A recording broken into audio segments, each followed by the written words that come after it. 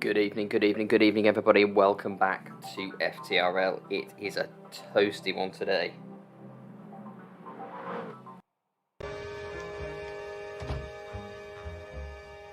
Well, you're certainly doing your job today, Mr. Sun. Oh, rats. There you go, nice little bit of a copyright infringement to start the evening here tonight. As said there, it is a warm one coming at you simultaneously from lovely sunny Bathurst in Australia and lovely sunny Northamptonshire from an attic room. If you have never had the chance to listen to a man do commentary while sat only in his pants, well, you're in luck. There's a nice image for you to start the evening with. So moving on to the race, let's see where we are. As I said, today we are at Bathurst, Mount Panorama, in the Aston Martin, so the Group 4 and the Group 3 Vantage. As per usual, here in Season 13 of GT1, we're going to be running two 15-minute sprint races in the Group 4 cars, followed by a 40-minute endurance race in the Group 3, with tyre wear to be concerned about there as well. So while we wait for qualifying to get underway, which should be in about 5 minutes, let's take a look at the table.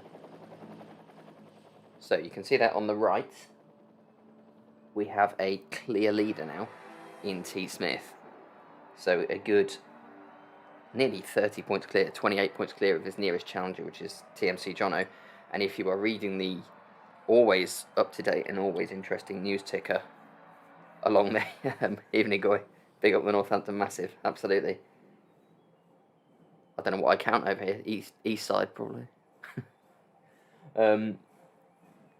Where was I? Ah yes, the table. So, T. Smith, clear leader, 28 points, and that's only going to be helped by the fact that unfortunately for his closest challenger, TMC Jono, he is going to be missing the next 2 weeks of racing. So that, with 6 weeks left, that is pretty much going to put paid to his title chances, I think, unfortunately. It's a real shame. But real life intervenes again. If we could just spend all our times playing computer games, I'm sure we'd all be in a happier place, maybe. Nonetheless, T. Smith's not getting it all his own way. He's got Pagani to worry about, and not far behind him, the trio of Team Brexit, and that's what makes the Constructors' Championship really interesting. So, Rom, FIBA, and Unsafe Release, who make up Team Brexit, are putting in some really good, really solid performances at the minute. Just consistently, week after week, all three of them, and that means that Team Brexit currently lead the Constructors' Championship, as you can see there. A 12-point gap now to premature acceleration, so not too far back, probably about 60 points back. Our team dropped the mic as well, so they're definitely not out of it yet. So all to play for, both in the Drivers and the Constructors' Championship. When we look a bit further down, we see a lot of other good battles going on as well.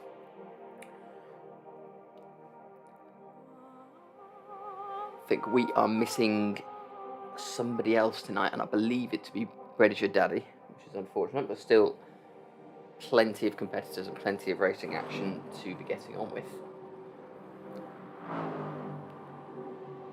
I understood we were going to be missing Lee Cole as well, but he seems to be in the lobby, which is good. So let's jump in and take a look at the competitors.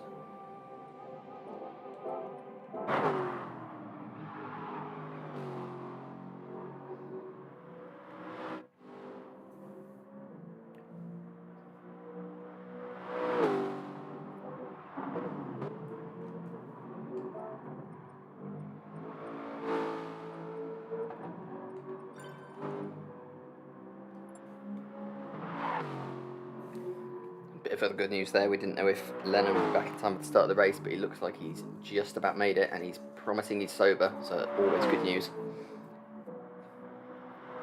We were doing some racing last Friday in the VW GTI Vision Gran Turismo cars, which was a lot of fun. He definitely was not sober for that.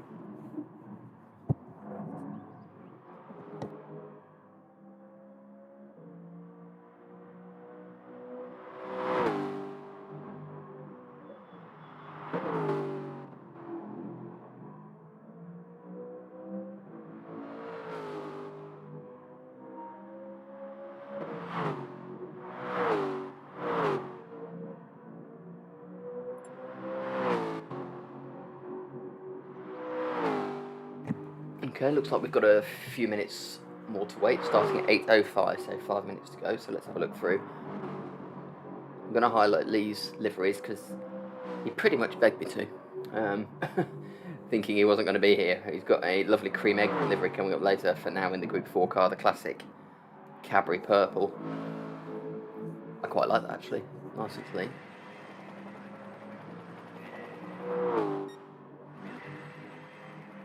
What else we've got out on track? Romelson. Just having a quick look through the liveries. Very simple one from T. Smith. That puts me in mind of the recent, I wonder if it's deliberate, maybe not, it might just be based on the previous racing livery, which I believe it is, but the new Speedster that Aston Martin have released, which looks like a ridiculous contraption, but I'm not saying I wouldn't have one if I could. I think it costs about £2 million though, so no time soon, not unless the commentating career takes off. How much do commentators get paid? I wonder. Blue Flags, repping Greg's, always fresh, always tasty, absolutely. I do love the juxtaposition of Aston Martin and Greg's, frankly, that's great. There's Lee again, Houdini's Wi-Fi, going very basic again, the basic pink livery. I don't even think he's taken the time to put a Mole Man, a Simpsons livery on the side. He could have done the Mole Man one in conjunction with the opening credits. That would have been quite the coincidence, but never mind. Maybe next week. Junkie Sport with his Tomorrow War livery. If you haven't seen it, go and have a look at his YouTube video of how he's put that together. It's nuts, frankly. The amount of effort that goes into these for just a couple of races is just beyond reproach, frankly. Fiber again in the Team Brexit cars, very consistent liveries between the three Team Brexit guys. Everybody else, I think, is in the pits at the moment. Yeah, so let's follow Ron Ram for a bit, or actually let's find someone who's not ghosted and someone who's not taking out markables as they come towards the corner. Let's go on board with Blue Flag. He's just coming around to start the lap. Let's go for an onboard lap. So, down the start-finish straight, I'll let him. Pop his hand up onto the power as soon as possible. Try not to slide the car and get a good exit out, because there's a long straight ahead. Any sort of exit that's compromised out of that first corner, you're going to be overtaken down into turn 2. Turn 2, always an issue, especially on the first lap of the race, with cars getting used to slipstream, cold tyres. Trying to make it all the way around this corner without sending it into the outside wall is tricky. So we'll watch out for that at the start of the races. And then you've just got left power a little bit here for the left, and then harder on the brakes. Try and keep it close to the inside, try and avoid the wall a bit more than that. And then try and get the power on up the hill for the journey up towards the top of the mountain. Full speed around here in these cars. So we over the little crest here into 5th. Try and keep the power in as much as possible. He's going to have to lift there, clips the wall slightly. And then again, try not to get the car unsettled. As we come down towards the trickiest section of the track, you've really got to try and keep the car stable as much as possible. Try not to turn too much into braking. He's just about held it through there as Blue Flag. And then switching the car right, left, right as we come down towards the left-hand hairpin for the common straight. Oh, that's very wide. That is not the entry you want to that corner. I'm sure he'd be... No, he's given up. That's a shame.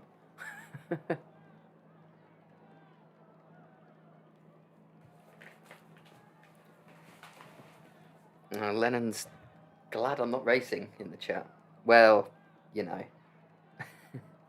It's referring back to our mini VW series that we had last Friday. That was a lot of fun. I did smash the competition. I didn't practice, honestly. Not much. Maybe a little bit. Did I? In fact, I didn't. but nonetheless, it was excellent fun, and it was really good racing, and we're looking to do another event next Friday as well, so stay tuned for details on that.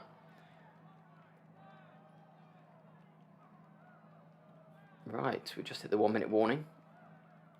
A couple of people still out there practicing, everybody else content to wait for qualifying.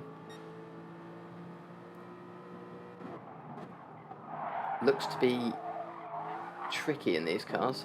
I've not really driven the Group 4 Aston before,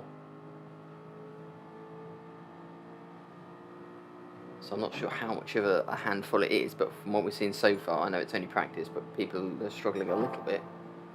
But we are about to begin the qualifier, so let's go for it.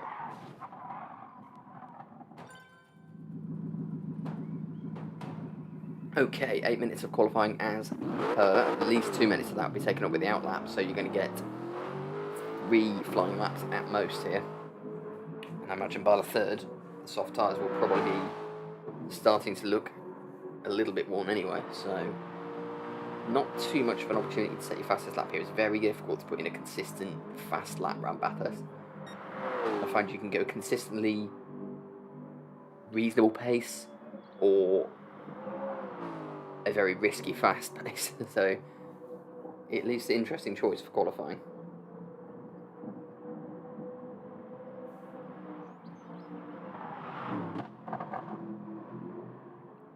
Aaron is the first out, so we'll keep an eye on him as it comes around.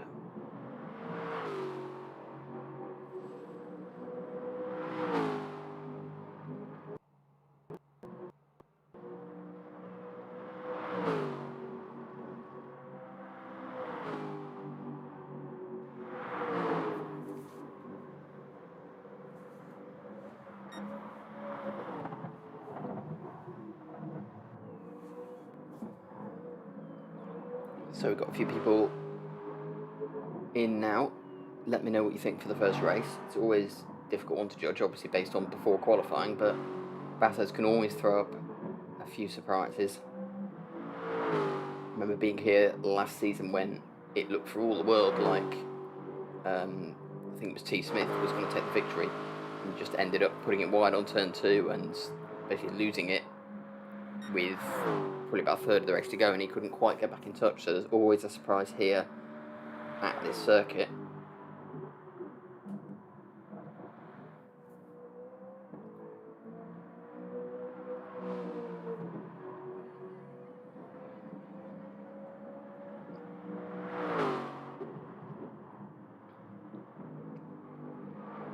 So here we go. Let's stick with Aaron for a bit as he comes around for the start of his first flying lap. Hopefully we won't jinx him.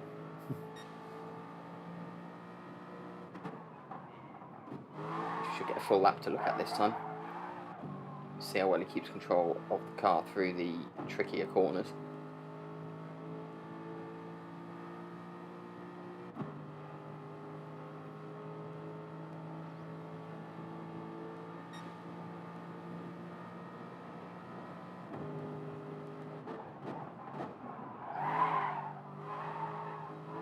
A little bit twitched through there, but he's kept it stable.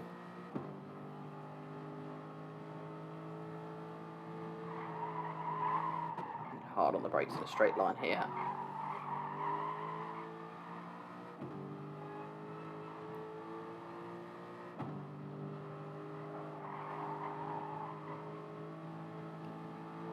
Okay, pretty smooth so far from Aaron. Here comes the tricky part. Keeps the throttle in around that corner, that's good. Needs to let off and turn in a little bit here. Keep the speed up around about 130. Nearly clips the inside wall. He's got to get it straightened up in time for the fast downhill section.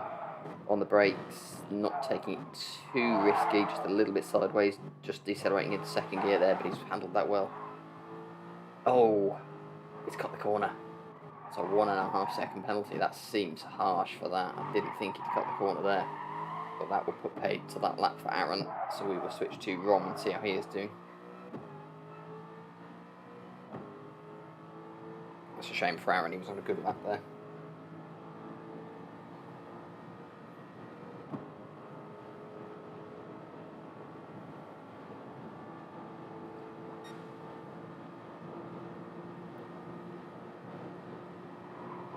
To over 160 mile an hour, about 100, 125, putting the brakes on, getting it stopped.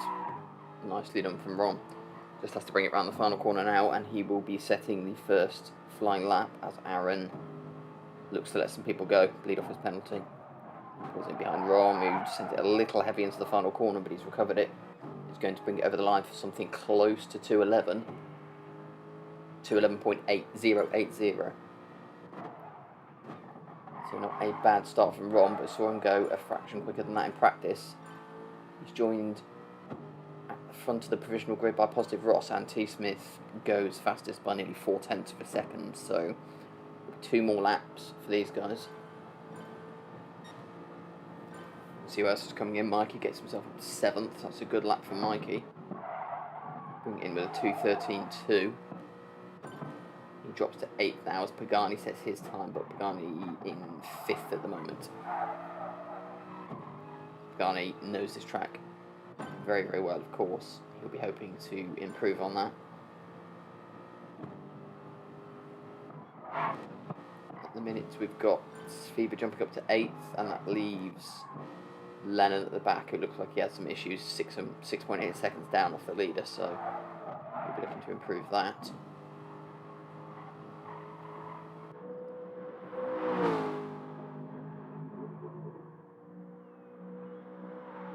So the running being set by T. Smith at the minute to 2:10.682.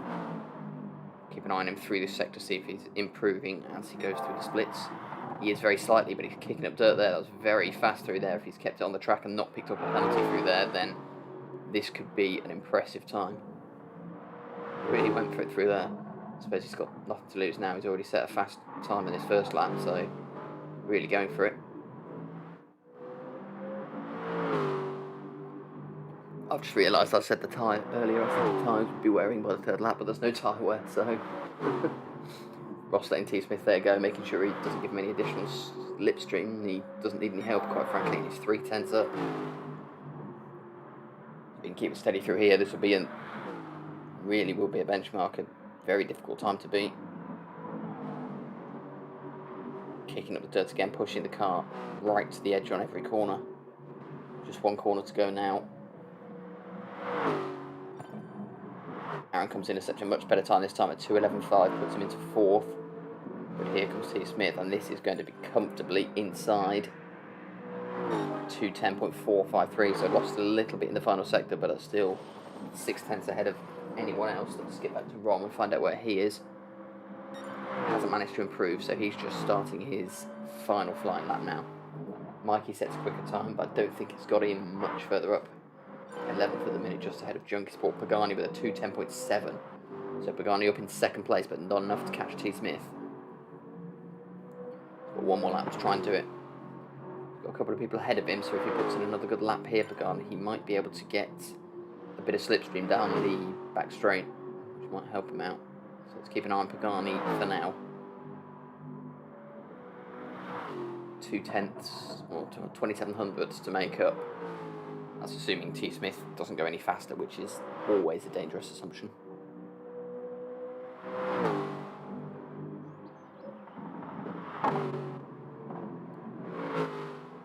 Nice and smooth around there from Pagani. That is time up, so as we thought this would be everyone's final lap of qualifying. What can Pagani do? What can anyone else do to prevent T. Smith claiming another pole?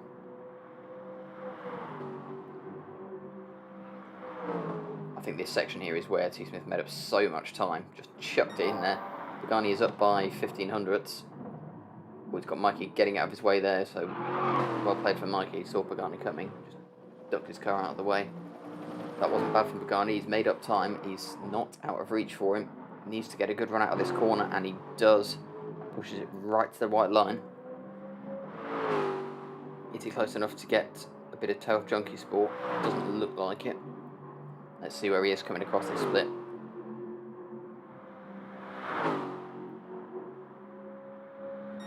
Oh, it's a 1/4 of a second up. Ron goes above him, so Ron's gone very, very close to T. Smith. Ron just 0.06 behind. Pagani is 0.2 behind him, but he's over 0.2 up. It's going to be very, very close. Pagani pushing it for all his worth. I don't think T. Smith has gone any faster.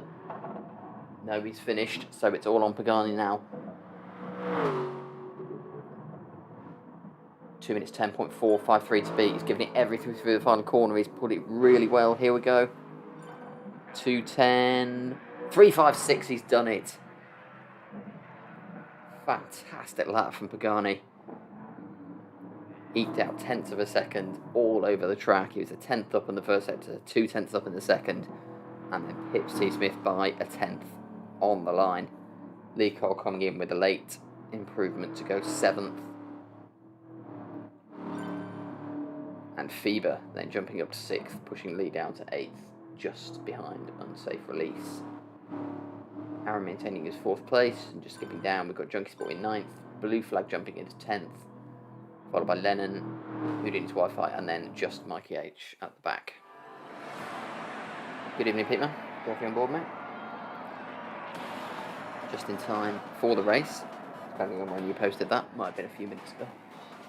Here we go, here is your grid for the first race of the evening. Pagani, T. Smith, Rom Elson, Aaron, Ross, Fever, Unsafe Release, Lee Cole, Junkie Sport, Blue Flag, Lennon, Houdini, and just Mikey H. Customary terrible starting camera angle for Bathurst, it will change shortly. The waves go up. We're away. Of course, the car's starting side by side on the Bathurst grid, but Pagani, who was in first, does have the inside line for the first corner. T. Smith trying to go all the way around the outside though, and he's made it work. It's an immediate move for the lead by T. Smith, but it will give Pagani and the rest of the pack the tow all the way up the first straight. So T. Smith escaping off the line. Already 4 tenths ahead. That's worked out an absolute treat for him. I think Pagani tried to defend it down the outside, but it didn't really work out. Aaron's made his way up to 3rd. And somebody's wide further back. Looking down towards the back, Houdini's Wi-Fi is being challenged by Mikey. Those two side by side at the minute. Houdini is very, very wide. Mikey has the inside line. But he's still being challenged here, and Mikey's slower out the corner, drops back to 13th. So Rom has been passed by Aaron at the start, but he's still in there in 4th. Ross is 5th, Unsafe Release 6th, and Lee Cole up a place from his starting position to 7th, but he's now being challenged by Blue Flag. Oh, and it's Feber very wide off the left-hander. The old dirty tyres coming down here. We'll keep an eye on Feber, see where he goes. He's okay, he's managed to navigate his way down the first section of the hill, but he is down to 10th place.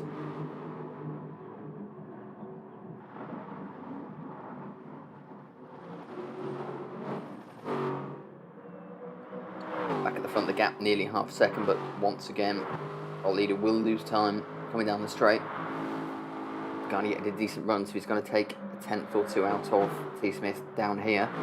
Is he going to be close enough to try and make the move down into the chicane? Thinking about it, and then sensibly ducks back in. Still plenty of time to go in this race. These two now looking to make the break. And indeed, 2.5 ahead of Aaron in for 3rd place already. Was Aaron a bit wide there? I think he was. Saw a puff of dirt. He's okay. Still ahead of Ron by good 8 tenths of a second. If he can keep that up, he'll be out of slipstream range coming down the straight here. Yep, looks to have done that.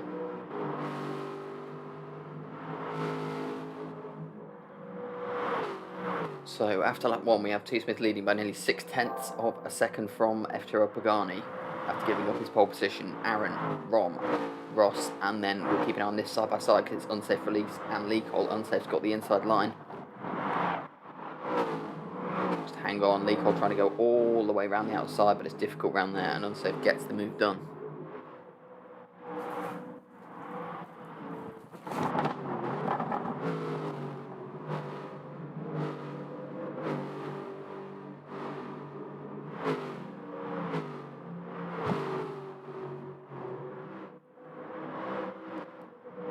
Further back, Junkie Sports had a reasonable start, still in 9th there. Just ahead of Feber, who's probably been the, I forget where he qualified now, but probably been the main loser. We've seen him being off once or twice. He was a bit wide there as well. He's okay bringing it down through the curves. Really going to switch the car left and right, and he clips the wall coming out, and that's going to give Houdini's Wi-Fi a bit of a chance to close up. Lennon has now dropped back to 12th, and Mikey stood on his tail. And now T. Smith is out of slipstream range, so bonus for T. Smith. He can now able to race on his own merit and try and pull away from Pagani, but we know, obviously, from qualifying, if nothing else, we know how quick Pagani is around here, so it won't be an easy job. These two do look to be pulling away a little now, though.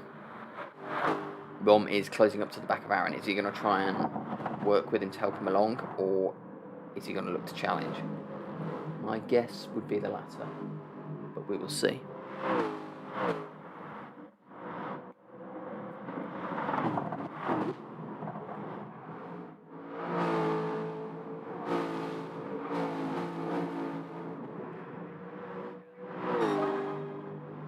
Fastest lap, T. Smith, 2:10.4.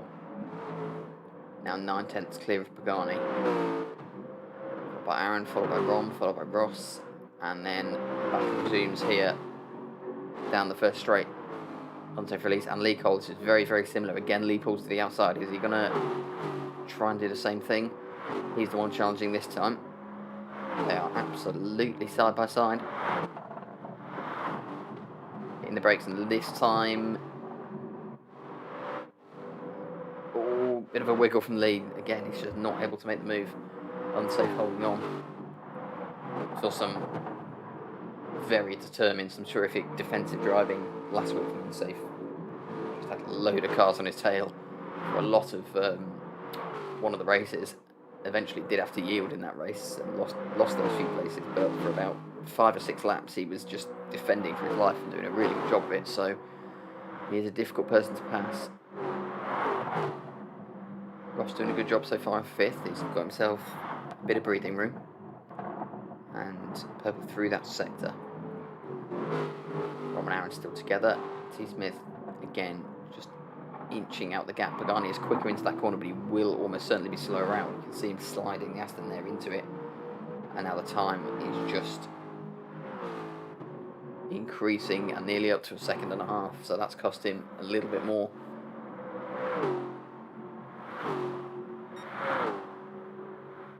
Very consistent from T. Smith, just 400ths off this time from last lap.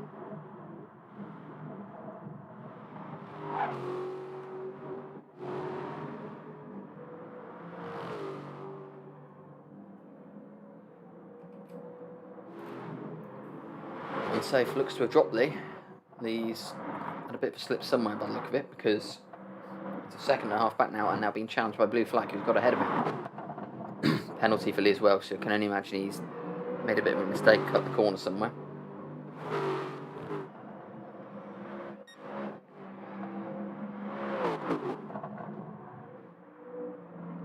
Yeah, Lee a good 1.5 seconds down on his lap 2 time there, so something's gone a bit wrong. It's cost him a place. Junkie Sport's still 9th with FIBA following him. Lennon, Houdini and Just Mikey is still there, just 4/10 behind Houdini. Stick with these guys for now, just see if Mikey's going to be close enough to make a move. He's looking to the inside. Bit of a weave from Houdini, but he's stuck to his position. Both hit the brakes and come around cleanly. A few penalties building up here for people, not an issue yet, but with half the race to go, just need to keep an eye on them. A bit wide for Mikey, that's going to lose some time.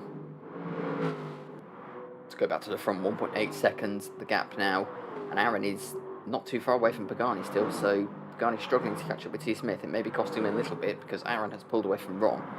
Set at 2:10.6, which is an excellent lap for Aaron, or for anyone. I didn't mean that. I didn't mean it like that. It's not an excellent lap for Aaron. It's an excellent lap generally, especially considering the qualifying times that we saw. That would have been right up there. So that what that means is that Aaron is closed the gap in slightly and is just 1.5 seconds behind. So not ruling out him making further progress, and about 1.5 seconds behind him is Ron. So the usual suspects in the first Group 4 race, but still all to play for. Unsafe release has now caught up and is making the move on Positive Ross. Has the inside line for the left-hander here. Has to get in front quickly though, and Ross is wide. I don't know if there was contact there might have been a little bit. Unsafe release takes the place, so he's up to 5th. Blue Flag 7th, Lee Cole 8th, and Junkie Sport is under pressure from FIBA here, with Lennon joining in as well. swings it around the corner smoothly though, pulls out a bit of a gap to Fever. So he will hang on to 9th place for now. And Fever now has to be very careful of Lennon, because Lennon's looking down the inside into turn 1. Fever pushes it right round the inside though, so really well held from Fever there. That's risky to keep your foot in there, knowing that you've got someone on the inside, knowing that you've got limited room. He did so. He's held on to 10th place, so good work from the German.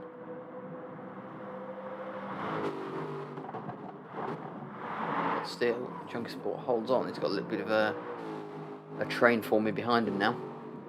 A bit further upfield, we've got Lee Cole and Blue Flag side by side, and Lee Cole just slowing down there because I think he inadvertently nudged Blue Flag into the wall, so he's let him go again. It's going to cost both of them time.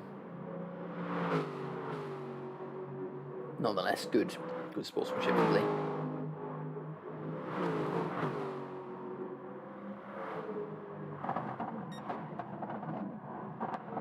Garney's put the hammer down, so we'll see where he is when he comes out of this section. He has caught up a little bit. This corner seems to have been his downfall a couple of times when we've been watching, so let's see how he manages this time. Again, he's wide, just clipping the wall. It's costing him time every single lap. You can see he was down to about 1.5 seconds there again. And now all the way down this straight, T. Smith will be inching out the gap, back up towards 2 seconds. It's very difficult for Pagani to get back in touch with him. With only what will be, I think, 2 laps to go after this, possibly 3. No, it will be 2. About 2:10 for a lap. We've got 4 minutes 20 left now, so there will be 2 more laps after this, 7 in total.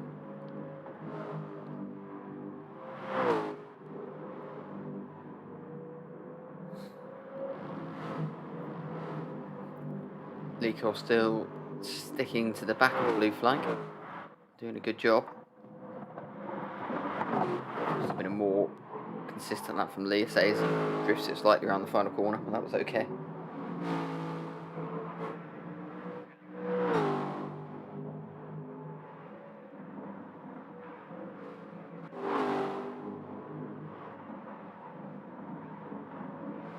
See Houdini's wife out there just getting rid of a bitter penalty. Sport's still holding on. He was fighting a rear guard action. He's now a second clear of Fever, so maybe he can pull out a bit of a gap here. We'll see.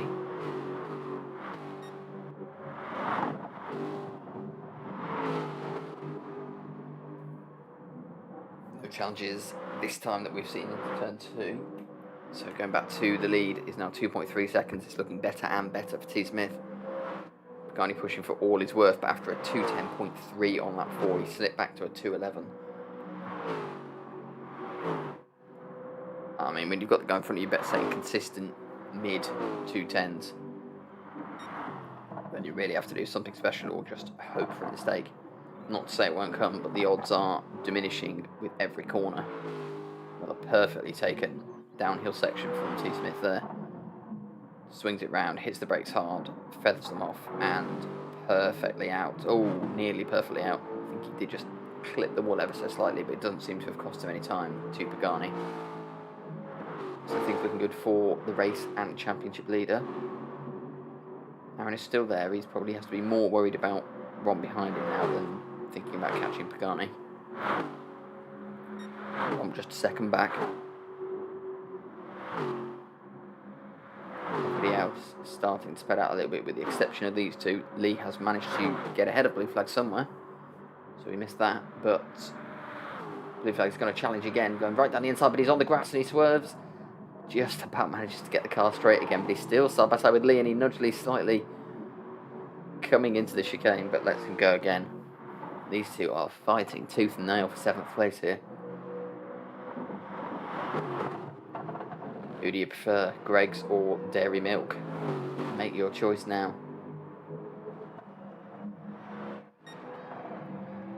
What would be your, is it a question for the chat, what would be your ideal Greggs and Cadbury's crossover? Would it be as simple as a classic sausage roll slathered in dairy milk, or would you go for something even more exotic than that? Let me know.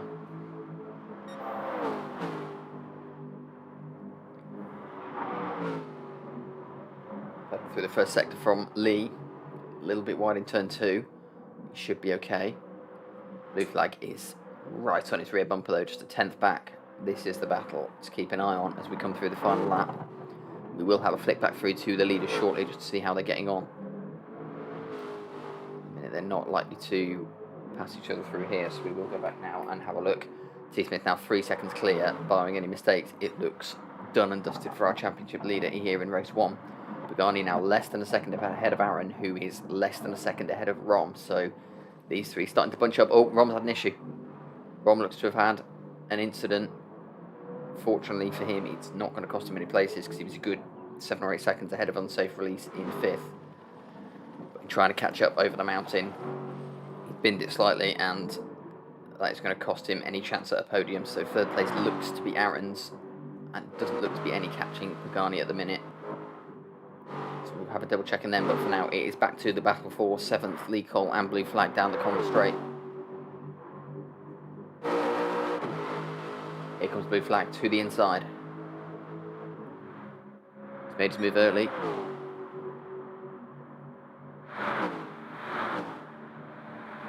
He's already ahead of Lee. Is he going to be able to tuck back in? He's squeezing him wide. He's got the move done. Lovely move from Blue Flag. And there is our win.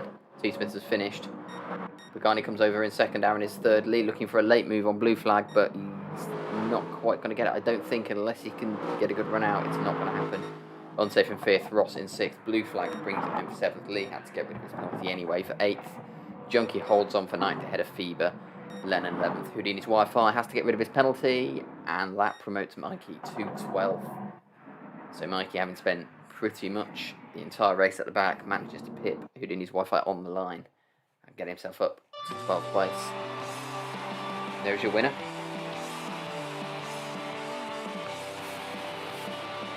Once again, a certain T. Smith. So let's have a look back here. This was probably the moment just towards the end here. We saw Blue Flag and Lee Cole go side by side all the way down. Lee Cole gets in front and just manages to get the move done before the entry to the chicane. So a lovely move from him, and that enabled him in the end to claim 7th in a battle that had gone on for at least 3 of those laps, I think. So first race is done.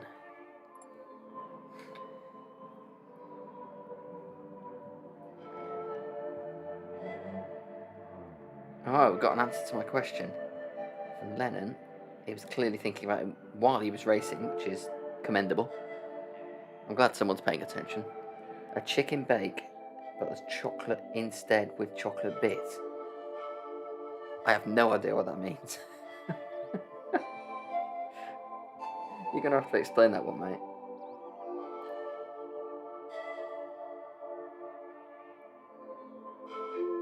Hang on, let me do some Googling.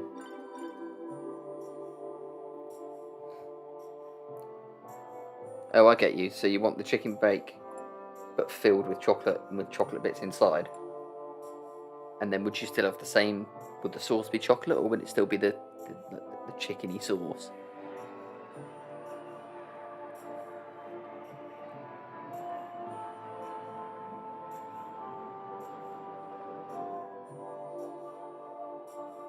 I'm feeling a little bit sick now.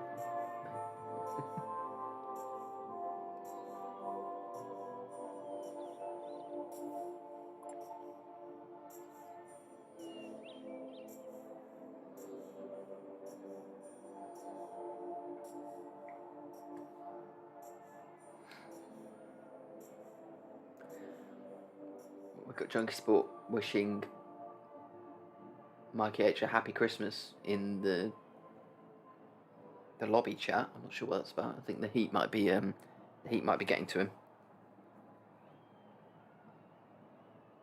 It might be the age as well, you know.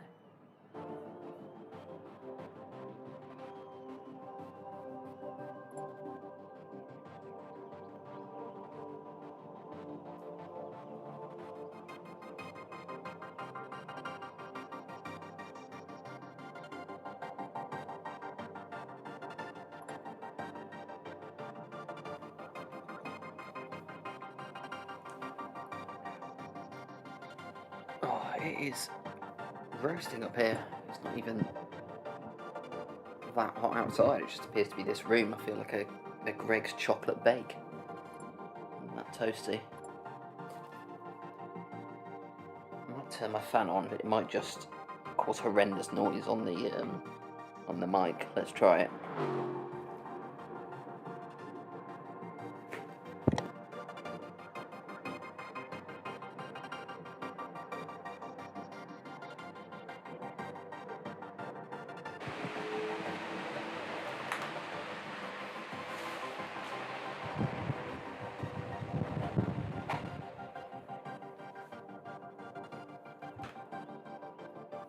That's a no then.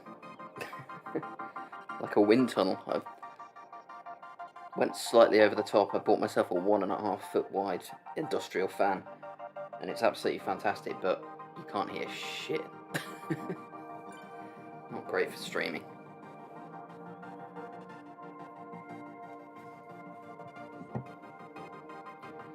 Okay, race 2 is coming up.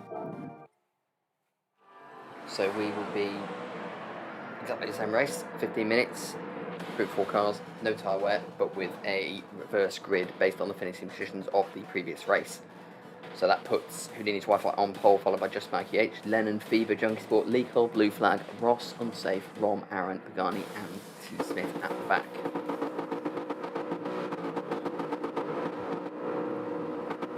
Not an easy place to pass. Obviously you've got a couple of straights, but if you get caught behind someone over the top of the mountain, you're pretty much going to stay there.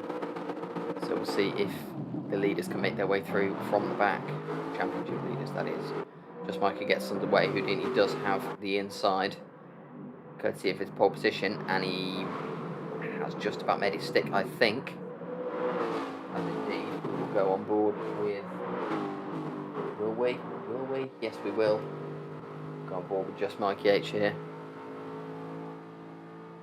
Houdini ducks to the inside. Mikey's going to have to go the long way round. Houdini's slightly wide, gets a bit of a nudge. Mikey's had to back off. Does that bring anyone in from behind? Fever is looking racy just behind them. Everybody looks to have made it through the first 2 corners unscathed. Oh, and there was a bit of a push there. Mikey backing off sensibly and professionally, just letting Houdini keep the position. Lee Cole's in 4th at the minute, so he's made a good start. Mikey looking a little unsettled with pressure coming from behind him.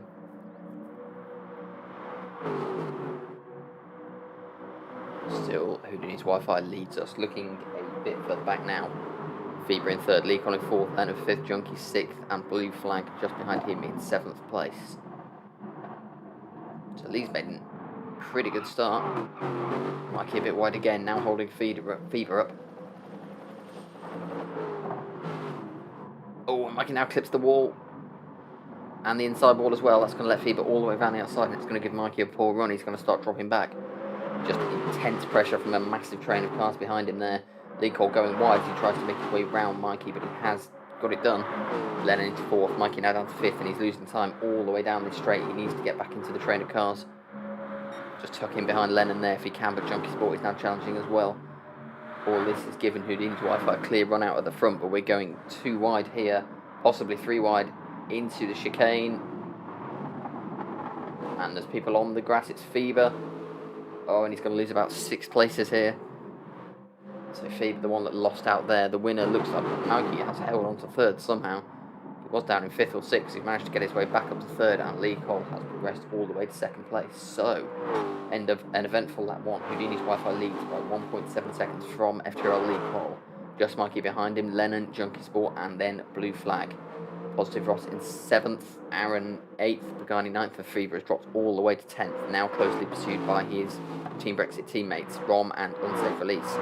And Unsafe Release is being challenged by T. Smith, who has not managed to find his way past anyone on that one, and he's still at the back of the pack, so this could prove to be a tricky race for T. Smith, but 6 laps still to go.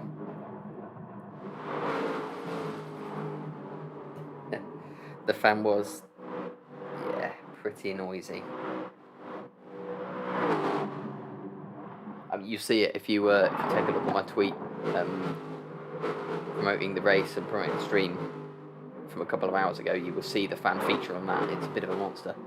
Unsafe made a bit of a mistake there, and that has allowed T Smith through into 12th. Houdini's Wi-Fi still leads, and Lee Cole is coming under pressure from Mikey, so we will see if Mikey can challenge here and have a bit of a better journey over the mountain this time. Lee keeping it smooth through there, less so for Mikey, a bit of a drift on, but he's made his way round. Much better that time through the bends from Mikey. Oh, and a big drift from Lee. Mikey was wide as well, so Lee will keep the place.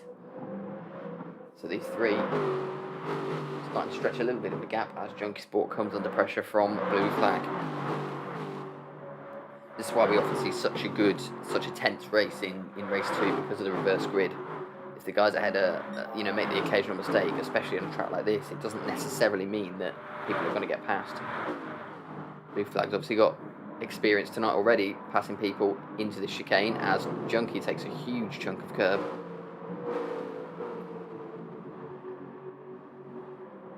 Lives to fight another day unless Blue Flag manages to make a late dive down the inside, which he's going to go for. Makes the move as well, and Aaron has somehow managed to follow him through, so Junkie Sport losing 2 places on the final corner there, and he may yet lose more.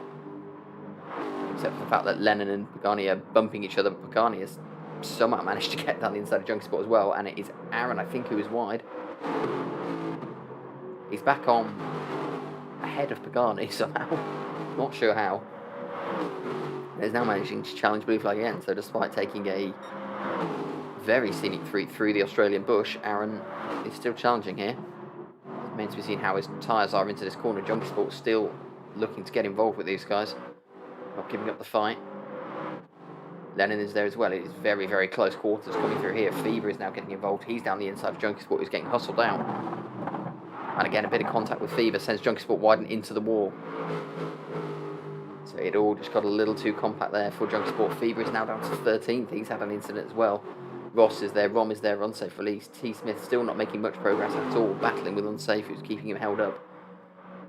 He's being absolutely Brexited here as T Smith. Sunlit uplands be damned, they are not letting him through. Back at the front, still a second gap for Houdini's Wi-Fi ahead of Lee Cole, so this is a good chance for these two. Mikey's still there in 3rd, and then there is a reasonable gap, 2 seconds, back to Blue Flag, who is picked up a second penalty somewhere and is not getting clear of Aaron.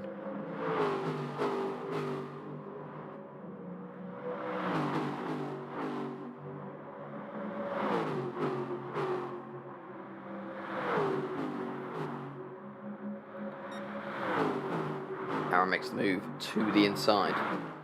Pagani is interested in following him.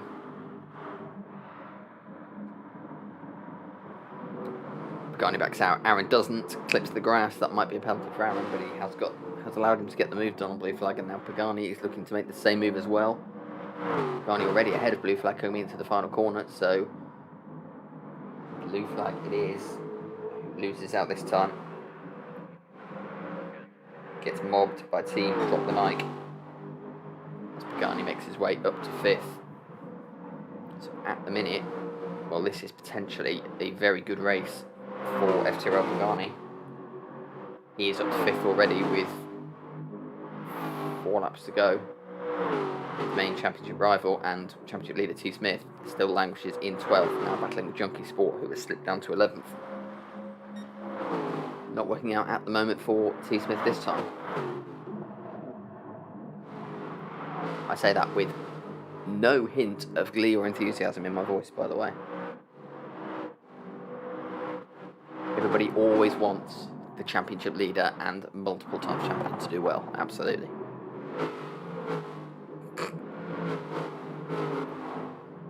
Well, what has happened to Houdini's Wi-Fi?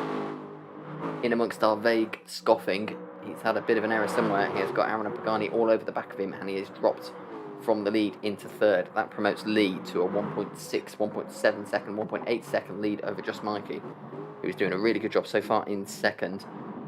And now it's Houdini's Wi-Fi struggling to hold off the drop the mic boys.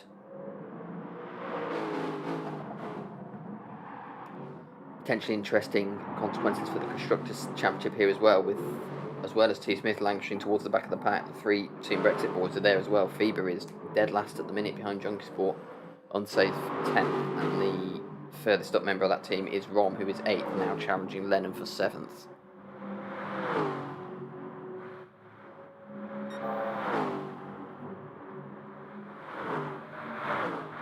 Rom purple by a good 7/10 gets the slipstream, gets the move done even before the corner on Lennon. So nice and easy for Rom Elson there. Makes it stick. Unsafe still 9th. Ross 10th. T. Smith now 11th ahead of Junkie Sport. He's made the move. FIBA right at the back. Lee has a 2-second lead as he comes over for a 2:11.6 compared to Mikey's 2:12.8. Really good lap for Mikey on lap 3 at 2:12.0. Dropped most of a second from that, and now he will be looking, or starting to look, with 3 laps to go in his rearview mirrors, because Aaron and then Pagani will look to be closing in.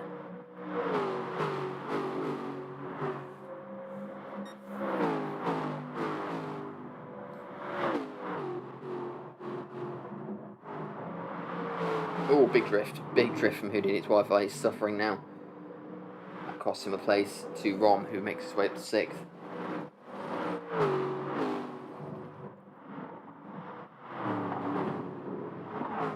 We didn't catch it on the stream, but whatever incident Houdini's Wi-Fi had, he was out front on his own. It's clearly got him rattled. He's clipping wards again, making mistakes all over the place now. Already down to 7th place. Everybody else will be closing in. T. Smith has made his way past Ross now and up to 10th, so he is now belatedly starting to make progress, and he's still got 2.5 laps to get further up the grid. Unsafe release next, though. That is not going to be an easy prospect. Didn't manage to get past him last time earlier in the race.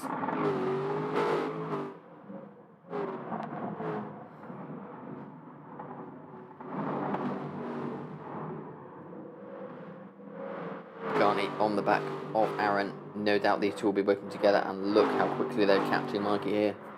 The gap was over 2 seconds at the start of the lap. It's now pretty much half a second.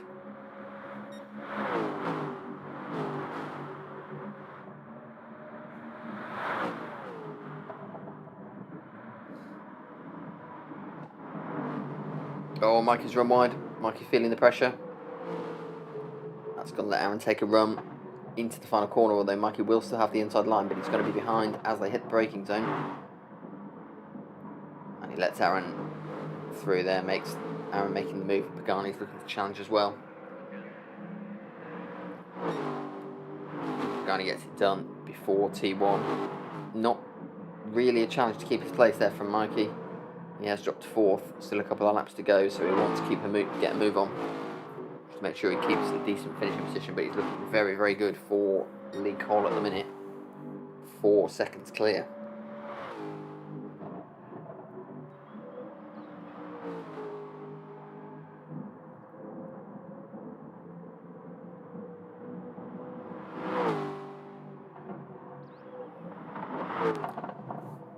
It's working out well so far for Lee.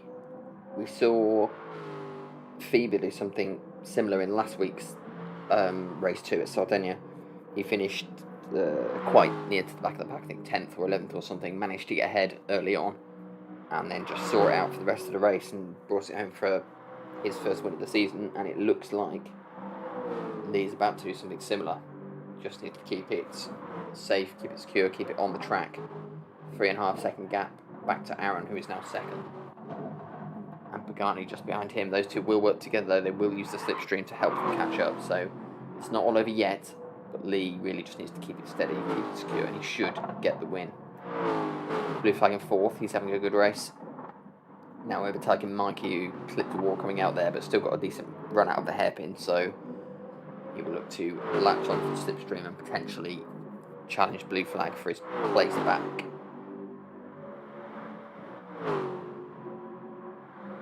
Got Rom to worry about, though.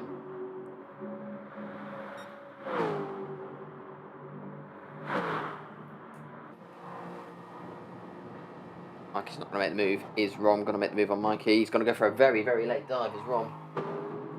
Oh, somehow he's got the move done there. Not sure how. It was a very late move, but it was clean. And he's made it work, so Mikey down to 6th. I'll put that back so he's confused me later on. So Mikey down to 6th, 1 lap to go. He can hold on to 6th place. He's got 2 seconds back to unsafe release. Latch onto the toe of these two as they battle. There might be places in it for him yet. We're on 5th. Blue flag 4th. We are into the final lap of race 2. Lee still has a 3-second lead over Aaron, who has got Pagani now 6/10 of a second behind him, and then a big gap, back to blue flag. Big gap back to blue flag. That is a tongue twister. Try saying that after a few Gregs. Ron Mikey, unsafe release 7th. T. Smith has managed to make his way up to 8th place now, so some belated progress. He'll still be disappointed, I imagine, with 8th, though. He'll do everything he can to get past unsafe release and at least claim 7th. A bit further up the field, the gap is closing to these 3. And then further back, Houdini's Wi-Fi, after his errors earlier, is 10th as Junkie Sport behind hits the wall. Fever looking to take advantage, but Fever's now on the grass as well, and Fever's the one in the wall, so Fever back down to 12th. Ross has somehow ended up in all this all the way at the back, a couple of seconds back, but he now has the opportunity to close back in and avoid a last place finish. Last place gets you... Oh, and Fever's ghosting, getting rid of his penalty. Junkie Sport's going very, very slow as well. I'm not sure what's going on there. I can only assume that Junkie Sport caused Fever that problem earlier and he was slowing down for wait for him, but I don't think Fever fully realised, and he tried to brake as well, and all that has let Ross all the way up to 11th. But let's go back here quickly because T. Smith is challenging unsafe release. It looks like Luke Hall is clear at the front with Aaron and Pagani behind them. Before these guys get to the corner, let's go quickly forward to Aaron. It doesn't look like Pagani's going to challenge, so we'll switch back quickly to T. Smith, who's got ahead of unsafe release coming into the chicane. Unsafe's going to have another go. He's going to hit the brakes late, try and cut around the outside, and he's made it work. Wow. Unsafe release there with the move to hold on to 6th place ahead of our championship leader and race 1 winner T. Smith. Lee Cole brings it home for a very well deserved win. Aaron in 2nd, Pagani in 3rd. Blue flag will come home 4th. Mikey has got back ahead and up into 5th, as Rom looks to be the big loser here because Rom was ahead of Mikey and he's somehow come home in 8th. We missed that earlier.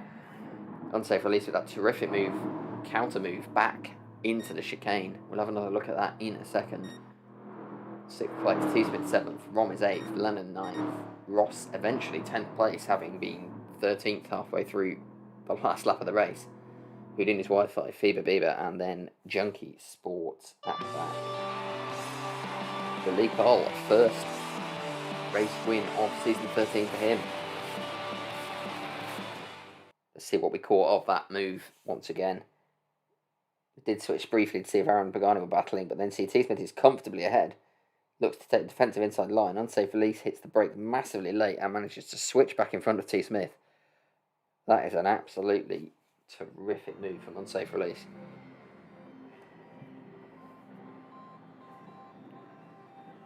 Whew.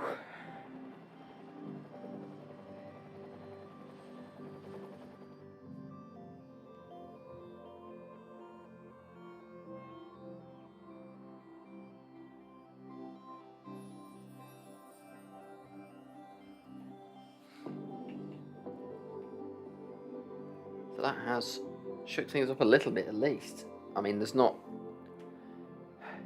it's not earth-shattering in the race for the championship. Let's not pretend, but the relative finishing positions of Pagani and T. Smith there, with Pagani only dropping a point in the first race, means he will have closed in a little bit, and critically as well for the constructors as well.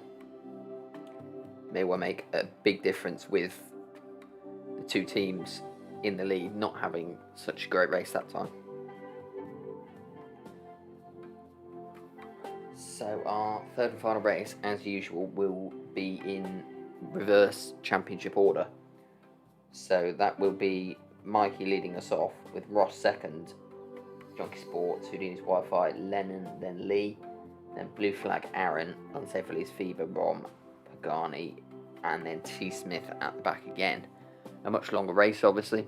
Tyre wear is a factor. It'll always be a factor when it's turned on, as you see there, especially on this track. the potential to slide the car and wear your tyres is absolutely there. So time management again going to be key during the course of this race.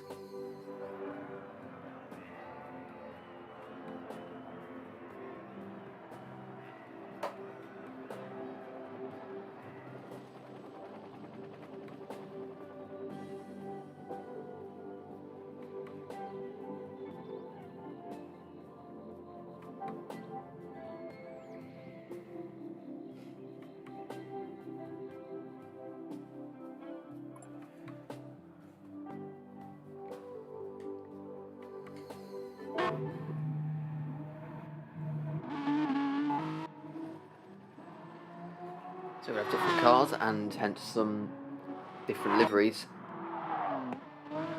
for this third race. So let's have a quick look through them. It's a classic looking livery front safe release there. Always put so much effort into his liveries, especially they're not necessarily replicas, some of them are. Either replicas or ones that basically look like what I'd like to call proper race car liveries, as opposed to mine where I just think of any random theme that pops up into my head and design a car around that.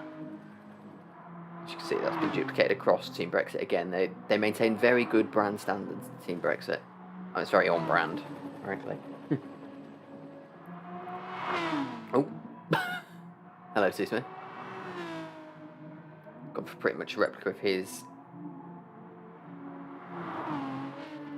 Group 4 livery, and the same can be said for Houdini's Wi-Fi.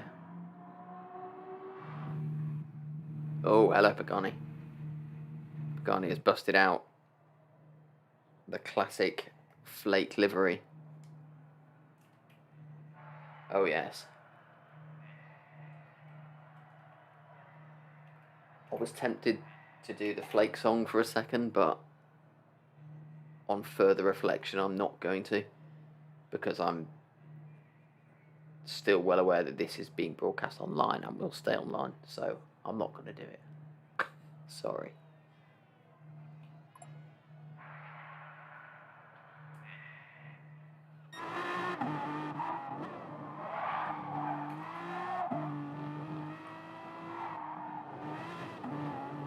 It's James Bond themed livery for Mikey there. Lennon going with the Pink Panther, it looks like. Well, better view of that. There we go. Forgot to do the bonnet.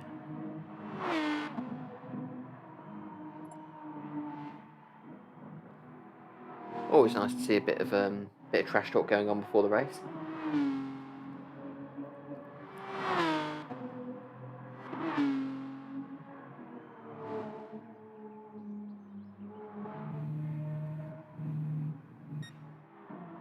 Where's Lee?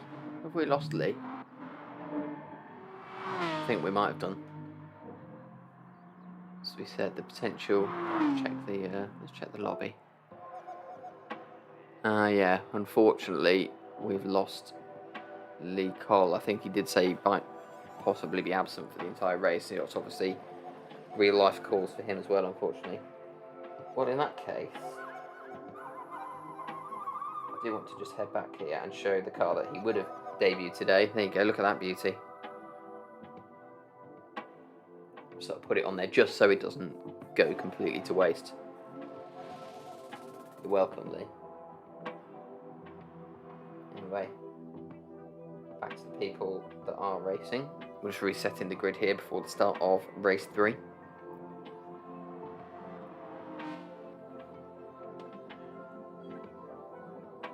Good luck to everyone but Pagani. Oh dear. I don't know. This is great banter. It really is. Nice.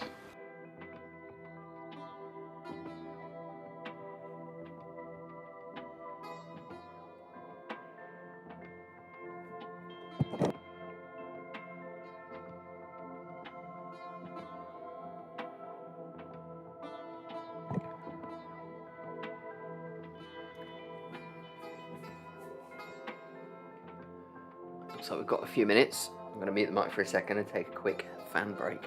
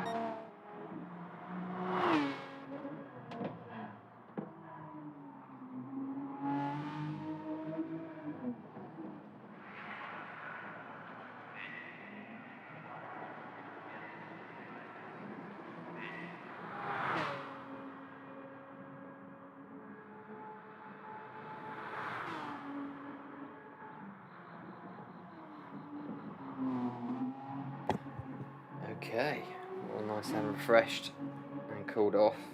A fresh drink in hand. I hope you have too.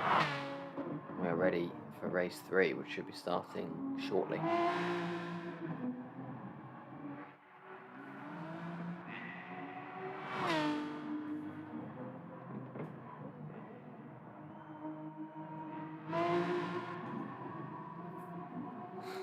If you get a chance to join us tomorrow, same time, starting at 8 PM, we're going to have the bi-weekly GT2 race. So we're doing a 90-minute endurance race around Spa tomorrow.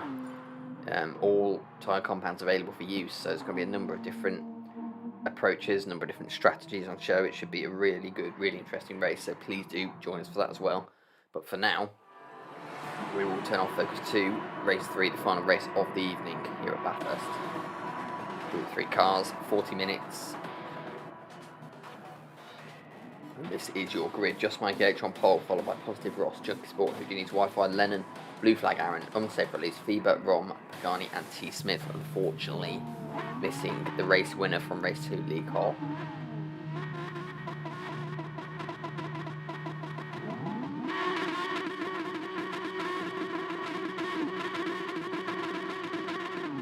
We are away. Positive Ross leads us off. In fact, Mikey would lead us off, but Positive Ross has got the outside line. Looks to have got the better start as well. So, will Mikey be able to hold on?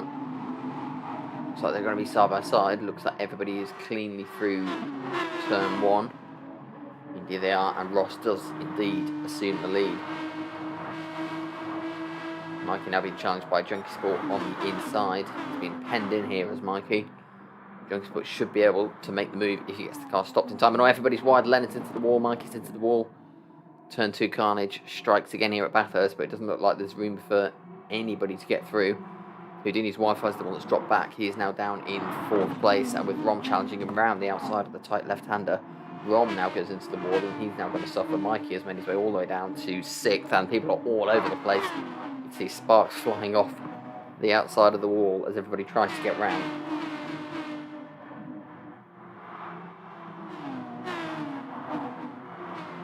Mikey is 6th, Lennon behind him, Aaron on Sophie is Pagani, T Smith, and Fever is again at the back.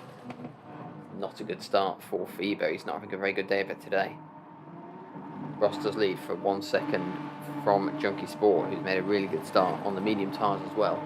Ross has started on this soft, so pretty different from most of the others up front, so he'll be hoping to use that advantage to stretch out a gap. He's already out of Junkie Sport slipstream range, so a chance here for Ross to get moving.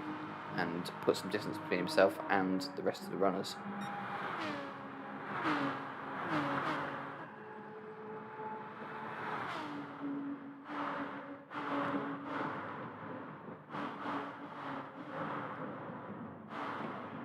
So for Elise, perhaps looking for a late move down the inside of T. Smith. In the end, thinks better of it as T. Smith takes a big slide. I don't know if there was contact there. I didn't see any, but there might well have been. And T. Smith has decided to get straight off the medium tyres, get out of the action, and come into the pits. I'm going to stick with him for a minute, just at the risk of missing out for anyone else, just to see how long a pit stop takes here, because he's not going to be putting any fuel in. I'm unsure as to how long the pit stop's been stretched out here in the latest updates. Looks like it takes quite a long time. Still going, tyres are on, away he goes. That was at least 20 seconds just for tyres. T. Smith onto the softs straight away, and he'll be looking to set some, no doubt, blisteringly fast lap times in order to bring himself back into contention. If you can make a few seconds a lap on people who are not pitting until later, then he'll be right back in there immediately. Lennon is the one who has suffered all the way down to 11th, and Mikey immediately all the way down to 10th after lap 1. Then it's Fever, then on safe release, and then Pagani right on the back of Aaron. Those two together on track as per. Houdini's Wi-Fi is 5th, having recovered from his earlier troubles. Rom is 4th already and challenging Blue Flag for 3rd. Junkie Sport a couple of seconds up the road, and then Ross a couple of seconds ahead of him. So a good start to the Group 3 race for Junkie Sport. He tends to do a bit better, I would say, in the Group 3 races. I'm not certain of that. I'm going to check, but let's have a look. Let's see if I'm completely wrong, as per usual.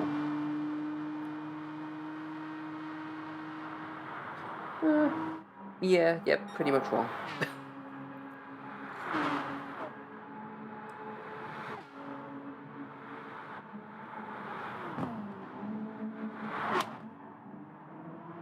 Alright, Junkie Sport in previous races picking up 10 points, 8 points, 10 points and 6 points from his Group 3 races, so towards the back of the running order, so maybe this is his chance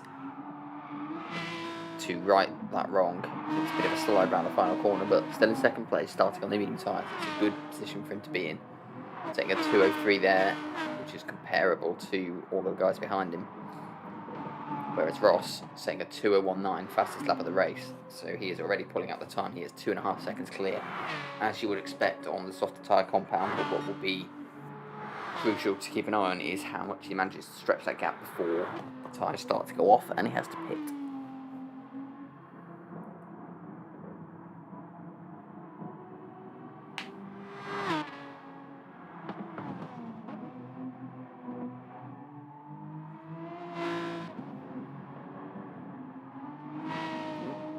Clip of the wall there from Junkie Sport.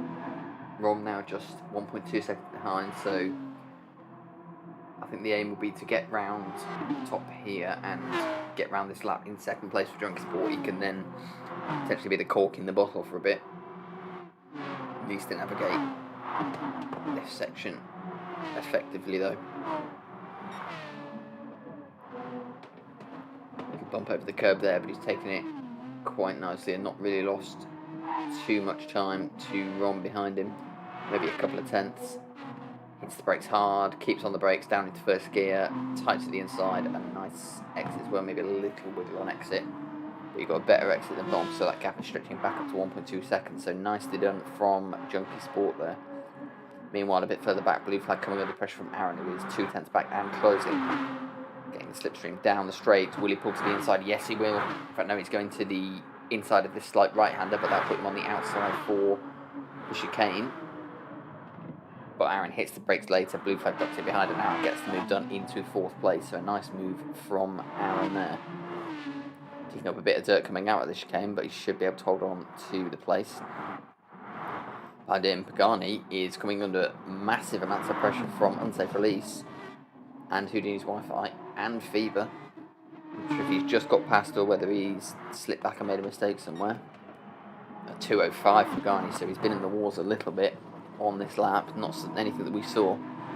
He's got unsafe release all over the back of him, so all of these guys, 2:04, 2:07 for Houdini's Wi-Fi, 205 for unsafe release, 205 for Pagani. They are losing touch with the guys ahead of them with the back end.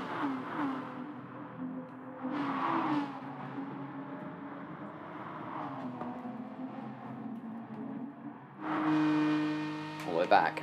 What? Oh no, he's pitted, didn't he? I was about to say, what on earth has happened to T. Smith? But he pitted and then promptly set a 2016, so no big deal. He is on the way back, catching up with his teammate, just Mikey H, who's taking a big slide around that corner, wiggling the car out of the corner there.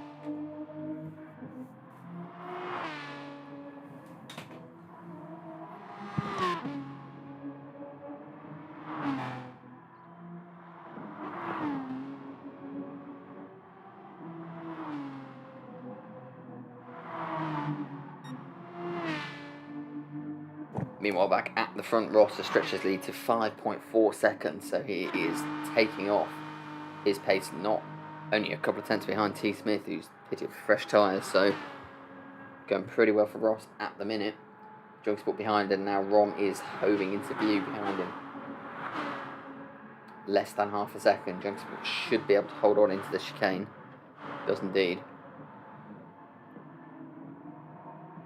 Rides the curb again and comes out with a decent exit.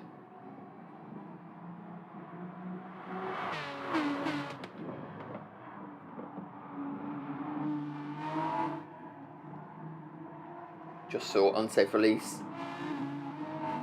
Change positions, and it's because Pagani is pitting and getting off the medium tyres after 8.5 minutes of the race. Lennon has followed him in as well. Oh, Mike's off the track. Mikey's in the wall. Not a good race for just Mikey H. Fortunately for him, and dirty tyres sliding all over the place. Ross with a 6-second lead at the front.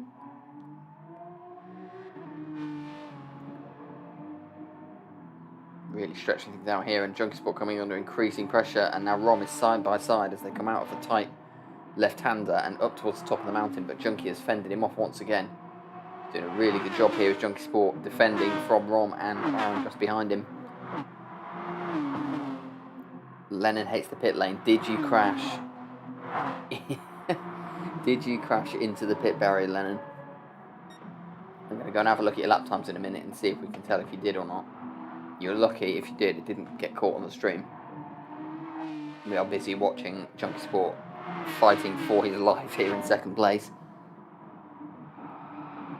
Or if he got a perfect exit there, he might have got away from Ron a bit. He was sent it a bit wide, but Junkie Sport got the rear end a little out of control coming out of the corner, and that is now going to give Ron the opportunity, because it's just a tenth, and you can see a fantastic camera angle there as Ron looks to push his way down the outside. Junkie Sport squeezing him.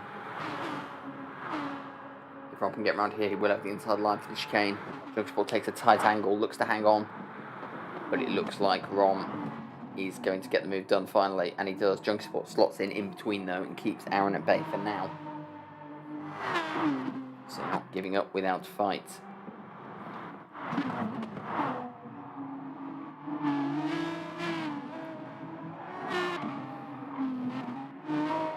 Bit behind him, blue flag in fifth, having a solid race.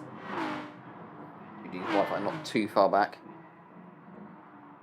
Unsafe release, Fever and T. Smith now all the way up to 9th, having already pitted, so it's looking good for T. Smith at the minute, setting consistent 201s at the moment.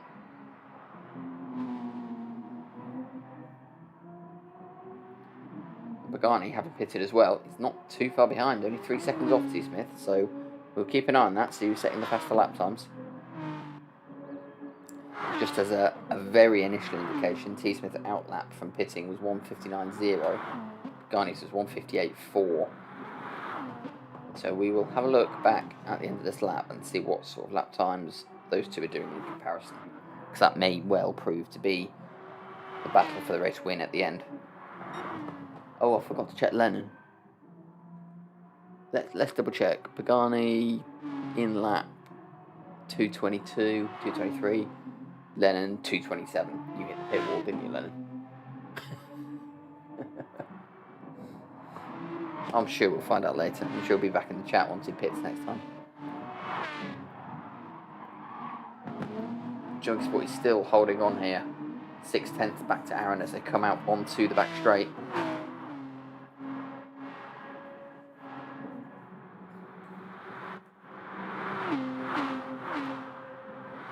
Just keep an eye on this as they come down here.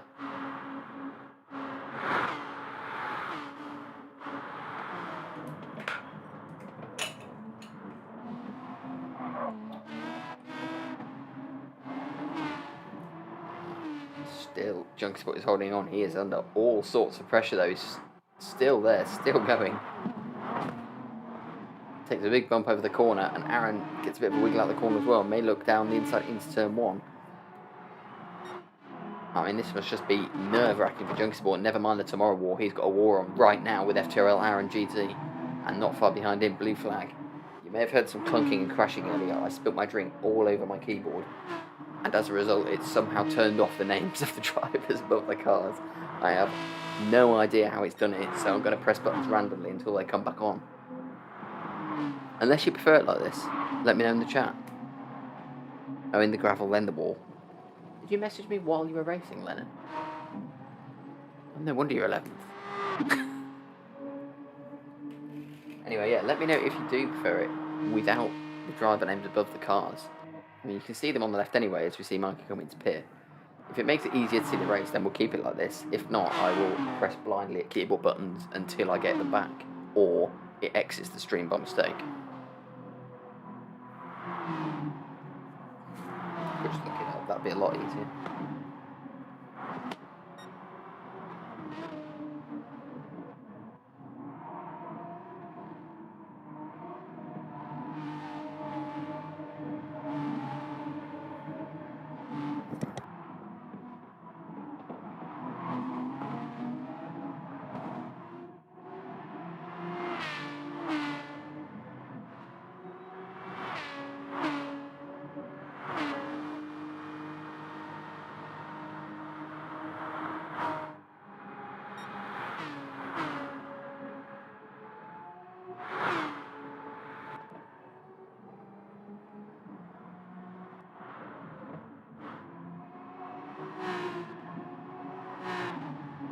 Junkie Sport has now given up his place to Aaron, although he's still right in his tail.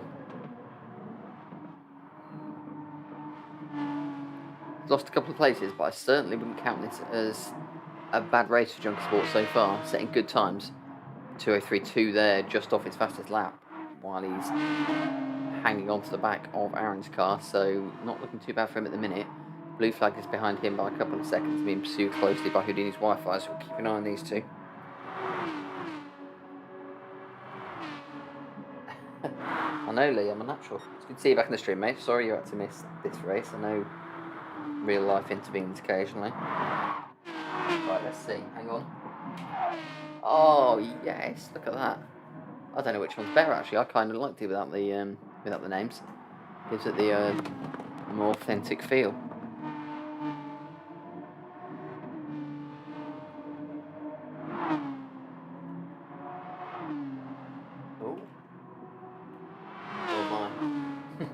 Oh no, I've ruined it.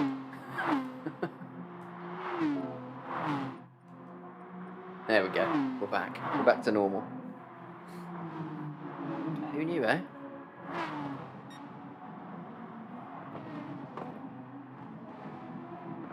So I should be concentrating on the race, really. I'm busy messing around with keyboard shortcuts. At least the keyboard still works. It's just had beer all over it recently. Oh, hello. Oh, my word. I spent all that time setting up a replay in Streamlabs, and the game has got a replay function. Huh, who knew? How do I exit it? Oh, there we go. Oh, okay. Oh, well, there you have it.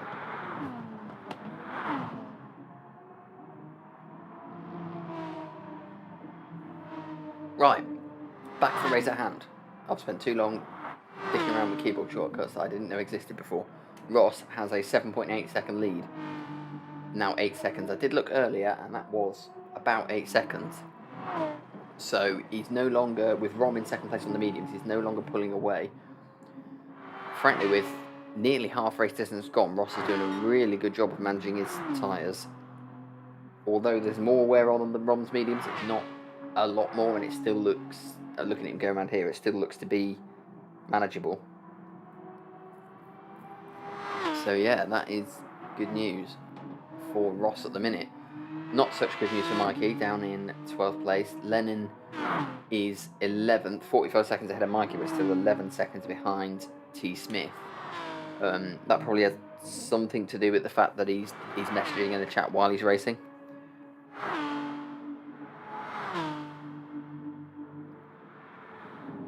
And at the minute, wow, we've missed something here. See, this is what you get when you don't concentrate on the racing. Pagani has made his way past T. Smith. So T. Smith's been setting 2:02, yeah, down to 2:02s now with slightly more worn tyres. Pagani set a 2:03. That is absolutely astonishing pace from Pagani. It's so difficult around here in a Group 3 car. I mean, I don't know how good the Aston Martin is around here, but you pick a Group 3 car and you try and do a time in qualifying, under qualifying settings with no tyre wear or anything. You try doing a time under 2 minutes. It is close to impossible. And Pagani has done a 2:03 in the race in this car with tyre wear. That is ludicrous.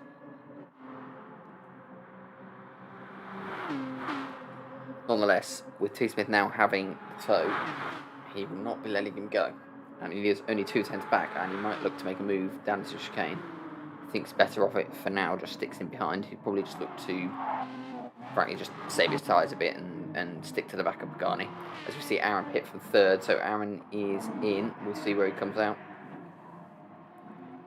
Hoodie's Wi-Fi going past, Unsafe Release going past, Phoebe going past. We'll see where he filters out in relation to Pagani and T. Smith. You'd expect him to be behind. Here they come round turn 1. Aaron not even stopped tyres yet, so it's going to be a healthy gap. Here comes Aaron now. And we can select him. Not yet. Not yet. Not yet. There he is, 6 seconds behind. Enough job keeping up these two, that's for sure. So T. Smith setting his fastest lap of the race in the last lap, but it's still nowhere near the lap that Pagani set. He's just set another lap, sub 2:01. Now looks to be stretching the gap, second ahead of T. Smith. So Pagani is flying at the moment and catching up to Feber, who's a second and a half up the road, just behind his teammate on Safe Release.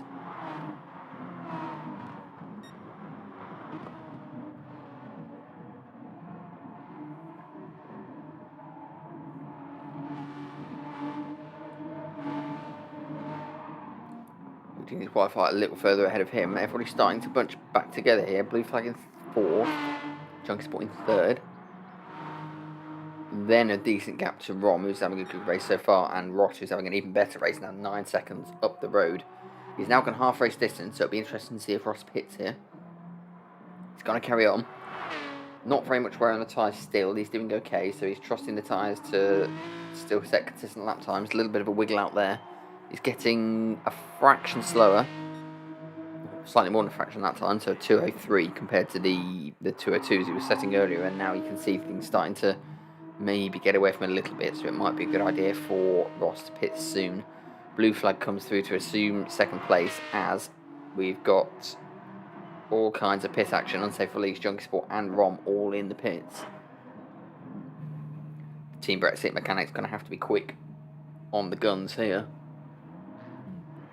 Aaron 7th, now 6 seconds, just under 6 seconds back from T. Smith, and Rom is going to filter out just ahead of Aaron. And it's close to being in slipstream range, but he's not quite there, and you would expect Rom on the softer tyres to get away from him a little bit. Jumping back to T. Smith, he's now 1.2 seconds behind Pagani, so Pagani has stretched the gap a little bit as T. Smith clips the wall coming out of turn 2. Doesn't seem to have cost him really. Pagani is now closing in on Feber, who represents a serious obstacle to him and the pace he's been setting.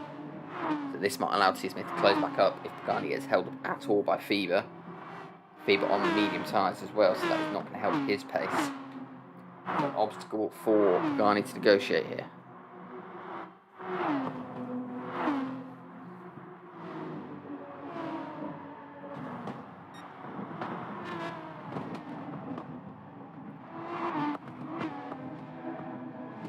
Well, to be fair to Fever, he's not exactly held Pagani up for here, so great driving from him. The gap down to half a second, but he does take a bit of a wide line through that corner, and that is almost certainly going to let Pagani through. You can see the gap coming down even before the slipstream takes effect onto the back straight. Houdini's Wi-Fi still going 1.2 seconds ahead of Fever. We'll keep an eye on Fever for now. Here comes Pagani, ducking to the right, looking to get ahead before the chicane potentially, and he has done, even before the king. So nicely done from Pagani, gets the move done before the chicane and makes his way up to 4th place. Still, however, 19 seconds off the lead. It'll be interesting to see, with Positive Ross still not pitting off his tyres, and the gap back to Pagani 17, 18, 19 seconds. It'll be very interesting to see if Pagani looks to go to the end on these tyres. Same we've said for T. Smith, even more so for T. Smith, who pitted on lap 1 for the softs. He's now looking to put the move on Fever for 4th place.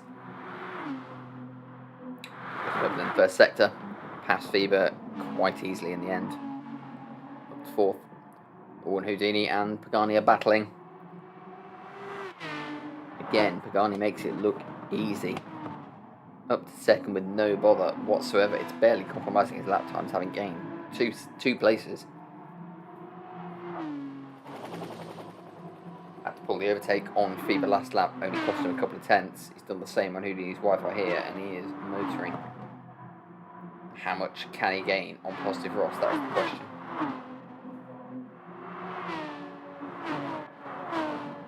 T. Smith now being held up by Houdini's Wi-Fi. Big slide from Houdini.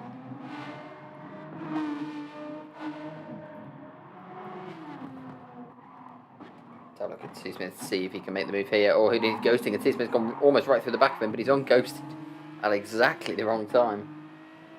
So a collision there coming out of the hairpin. That may well have given T. Smith a penalty. We'll have to check.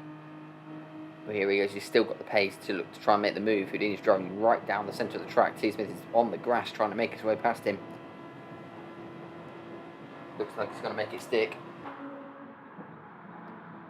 No quarter given by T. Smith there, and Houdini is off the track slightly. He's sliding. Managed to maintain 4th place, but Fever is right behind him, so Fever might be looking to make the move as well. In fact, Fever's going to duck into the pits along with Houdini's Wi-Fi, so both of them making their way in for their stop, along with Positive Ross. So this is the key part of the race now. Where is Ross going to come out? Is he going to come out in 1st place, or will he be behind Pagani and T. Smith? Oh, and here they come. It's so close, it's within a second. So Ross is picking up speed, but Pagani has made his way into slipstream range. Ross is on the medium tyres, but obviously they are not worn at all, whereas Pagani's tyres starting to look quite second-hand, and there is 15 minutes to go in this race. So if Pagani is not pitting again, and Ross won't be pitting again, he's going to have to do some serious tyre management. Same to be said for T. Smith, whose tyres are, if anything, even more worn than Pagani's.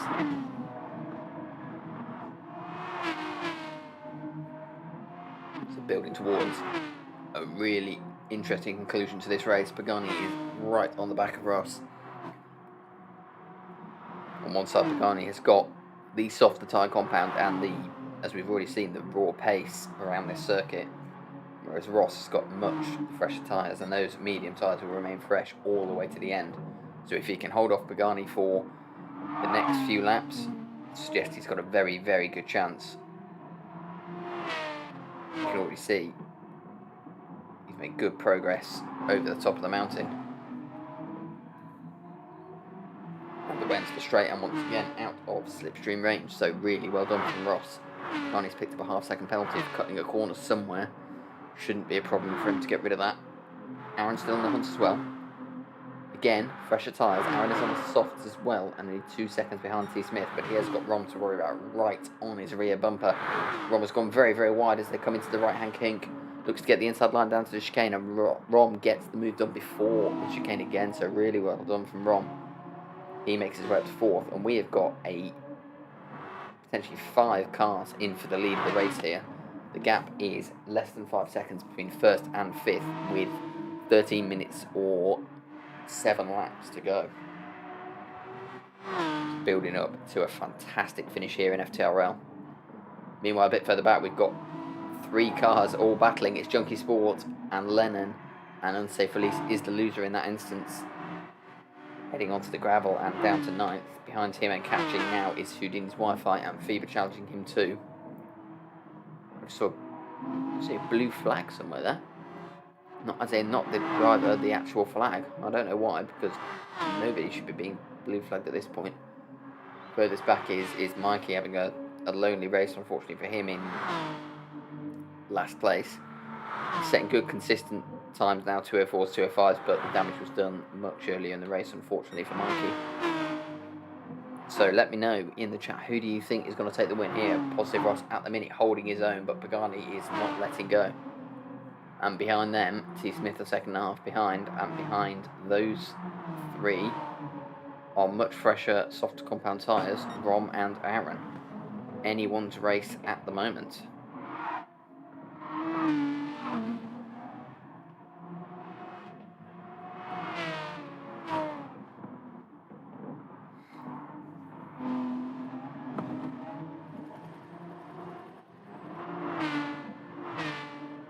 In the meantime,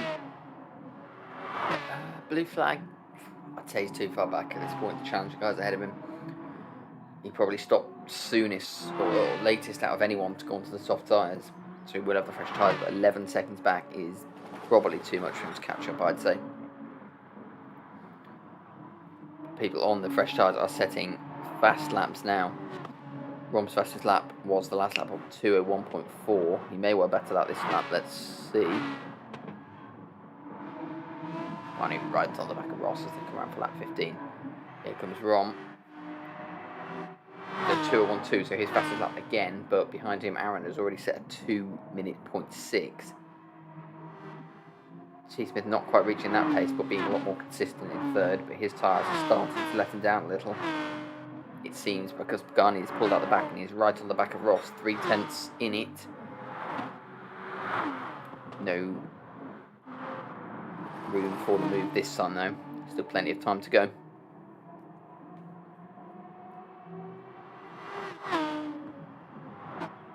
So we've got people tuning in now for the end of the race. It's going to be a magnificent finish here. Look at the leaders. You can see 4 cars just in that shot coming out of the corner. Aaron is not far behind them. Pagani is stuck to the back of Ross. There's literally no room in between them. There was less than a tenth at one point there. Pagani's just dropped off a little bit now, which is probably sensible coming into this set of corners. He's a bit wide. That's going to make the tyres a bit dirty. Handles it well though. Down into the right, then the left, then the right again. Just keeping pace here. So key to get a good exit, and it didn't happen that time for Pagani. Had a bit of a slide in the rear end of the car, just clipping the wall, just crumbling off a bit of flake off the rear end there. See, just dropped back a little bit, with the toe just dragging him back towards Positive Ross. As they head down towards the chicane, Pagani looks to the inside here, clips it across the curb. Ross will have the inside for the chicane. Pagani looks to make his move, keeping it in there. Ross holds on, just about holding on. In the meantime, in the background was for Rom Elson there, getting past T. Smith into 3rd place, and Rom is now going to be challenging as well. And Rom is the one on the fresher tyres. You can see him setting faster and faster laps, and it looks like he may well go potentially faster again here. Not quite, but still setting very good, consistent, quick lap times, including making his way past our championship leader T. Smith, and Aaron is next in line as T. Smith tyres starting to fail him.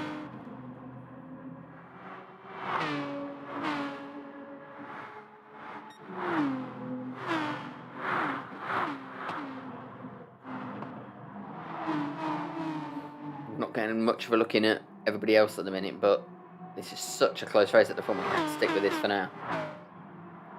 Things just now starting to build. The pressure is starting to build on Positive Ross. He is concertinaing the pack behind him. Is not exactly setting a slow pace, but he hits the wall there and Pagani through. Pagani is through, so Ross hitting the wall. Rom looking to make the move as well. Rom's very wide, sparks flying off the wall as they head round. Again from Rom, but Rom has lost out there. He was on the outside all the way round, and there is just no room around the top of this mountain. And Rom loses out, and he is all the way down to 4th, and Aaron's putting pressure on as they come down into the downhill section. Puffs of dirt coming up from the cars above. These guys exchanging places as they go. It's not a place for overtakes up there, but if you see your chance, you've got to take it in this situation. And how that all settles out is FTRL Pagani is now on a race leader as we come round towards the end of lap 16. 7.5 minutes to go in the race. A bit further back is Positive Ross, followed by T. Smith, Rom Aston, and FTRL Aaron GT.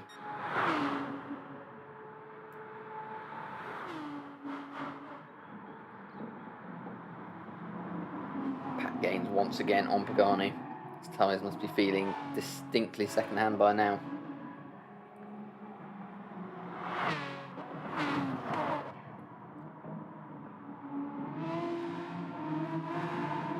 The lap times are starting to drop off. We're not going to be seeing any more sub 201s, even sub 202s. It's all about keeping it consistent now and all about the racecraft. Can you make the move on someone without losing time, without losing position yourself? Ross is half a second ahead of T. Smith, and Rom is right on the back of T. Smith again now. Already made the move once, then made the mistake trying to get past Ross. Can he get past him again?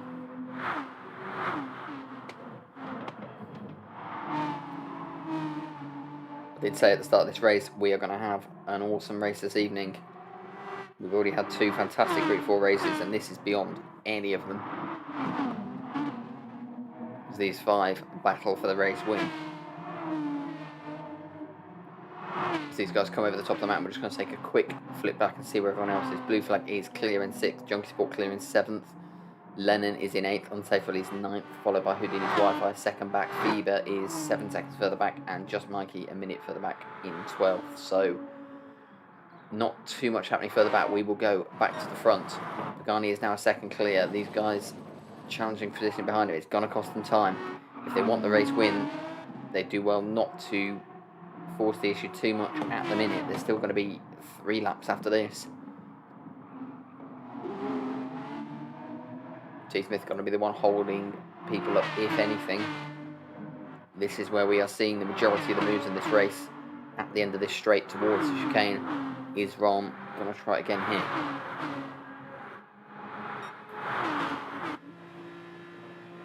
Don't think he's close enough this time. T. Smith goes defensive anyway. All early braking from Ross on the medium tyres. T. Smith nearly going into the back of him there, you can see. Look how close Rom Elson is to T. Smith. Looks to the inside. Is he going to challenge with the late braking? He is. Hits the brakes really late, makes the dive down the inside into first gear. T. Smith sticks it in there. Stays level with him somehow. And T. Smith still has 4th place, but Rom looks at the move now. And Aaron is getting involved as well. They are side by side, almost 3 wide into turn 1. T. Smith pushed slightly wide. He has to drop his 4th place, so Rom did not give it up there. Unbelievable defence from T. Smith, but in the end he just couldn't quite handle it. He's weaving behind Rom now, maybe slightly unhappy, but just good aggressive racing there. Rom maintains 3rd place down into turn 2. And that gives him the chance on the fresher tyres now to pursue the leading 2. Pagani is not getting away. His tyres are looking worse and worse as he goes on, because that's how the game works. Ross behind him on the mediums, not suffering probably at all, to be honest. Able to be much more consistent, and he is just stuck to the back of Pagani, so the race win very much still a possibility for Positive Ross as Pagani clipped off the wall yet again. Must be getting so difficult to manage those tyres now. Halfway through the lap, Pagani, despite being out in the lead with no one ahead of him, 1.4 seconds off his best lap time. That's an indication of how much trouble these tyres are causing him.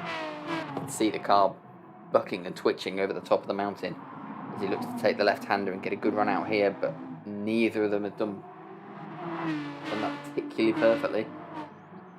Ross got a slight advantage and he will have the slipstream. Will it be enough to make the move this time?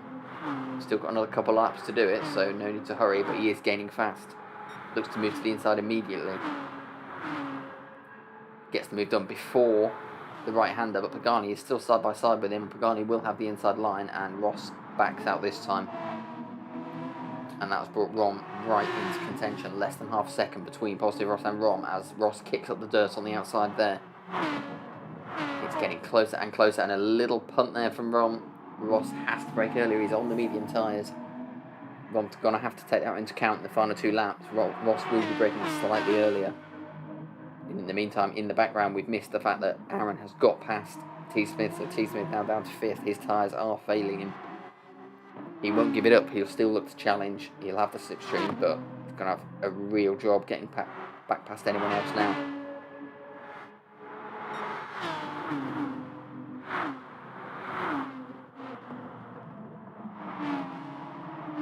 I'm having a look, but nowhere to go. All of this is letting Pagani get away. Over a second is the gap now.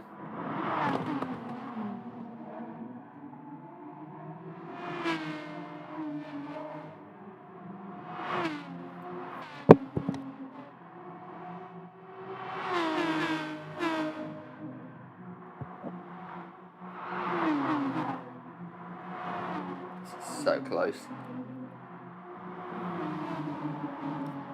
I get the feeling I'm going to be using my newly found replay function again before the end. As Ross cuts the corner slightly, it's going to dirty up the tyres a little bit, but he's holding on to it. Coming back into touch with Pagani, he wants to make sure he's in slipstream range coming into the straight. Pagani's done well there to keep control of that. He's kept it outside of slipstream range, so advantage Pagani as he comes down the back straight for the penultimate time. Compounding Ross's difficulties, Rom is looking to challenge him. Rom is on the grass looking to get down what will be the inside coming into the chicane. See move after move coming into here. Is Rom going to get it done this time? He can brake later. Oh, and he's gone wide. He's gone wide, and Ross has switched back down the inside, and Rom is off and down to 5th place. It's all gone wrong for Rom.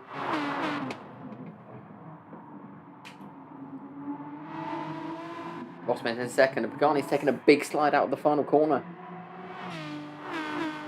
So we are into the final lap of the race. Pagani holds first. His tyres are fading fast. Positive Ross still in second, having fought off the challenger Rom, who went wide at the chicane on the penultimate lap and is now down into 5th place. That promotes T. Smith back to 4th and Aaron into a podium position. So any of these 4 can still take the win. There's still a chance for Rom if mistakes get made up front. Just have a very quick flick back. Pagani looks to be being challenged here. Aaron's up in second. Ross has gone wide and Aaron is up in 2nd place. Oh, Pagani is very, very wide. That's going to let Aaron through. Aaron's through into the lead. So for the first time in the race, on the final lap, FTRL GT takes the lead here at Bathurst on lap 20. Ross is all over the place now, and Pagani, they're both struggling. T. Smith is looking interested as well. It's not over for him, but it's Aaron who hits the lead. He pitted late at the most. He's on the softer tyres. He's still got some measure of control at the minute. Can he hold on from his teammate Pagani? Ross behind him is now fading a little bit. He's picked up a half-second penalty as well, which could be crucial. Aaron holds the lead. He's 0.8 of a second clear, and the lead is growing. Rom has been relegated to 5th. It doesn't look like it's going to happen. It's a big slide out the final corner from Aaron, but he's got nearly a second gap. Pagani coming to the pressure from Ross. Ross still has to somehow, someway get rid of his penalty. Pagani goes immediately defensive. Ross looks to go down the outside. He's going to challenge, but unless he gets rid of his penalty, it's not going to make a difference. Ross makes his way down the straight back in second. Here comes T. Smith as well. Aaron's still in the lead. It's a really good chance for Aaron now. Just has to navigate these final few corners. Ross is up into second, trying to get rid of his penalty, but he's not done it enough. He's going to have to try and do it at the last corner, maybe at the line. And T. Smith getting involved as well now, looking to the inside, trying to challenge Pagani. Aaron navigates the final corner. FTRL Aaron GT is going to come through for the win at Bathurst. Fantastic performance from him. Ross coming into second, and T. Smith's on the grass, and T. Smith's been dropped. Ross drops his penalty. Pagani comes through into second. Ross is third. Rom Elson in 4th, and T. Smith in 5th place. Whoa, what a finish. What a finish. That is one of the best races I have seen for a long, long time. It didn't catch, unfortunately. What happened to T. Smith at the final corner? Blue flag in 6th. Junkie Sport in 7th. Unsafe Release 8th place. Lennon in 9th, just 7/10 of a second ahead of Houdini's Wi-Fi. Feber in 11th and just Mikey H in 12th. What a victory for Aaron. Absolutely magnificent race from all of those 5 guys. Just brilliant racing, and that is Aaron's first victory of the season as well, so massive congratulations to him.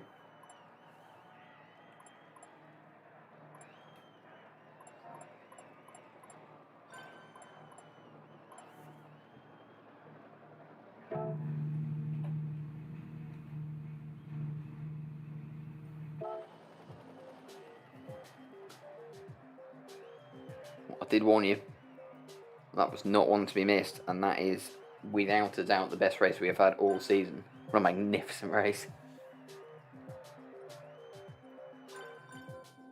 In fact, I might even, while we've got a couple of minutes on the stream as people leave the lobby,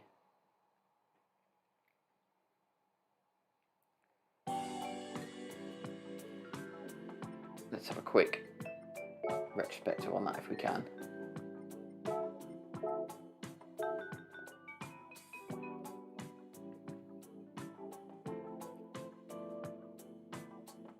If it doesn't take about 3 years to load, I want to have another look at those last couple of laps, see if we can see what happened to T. Smith at the end there.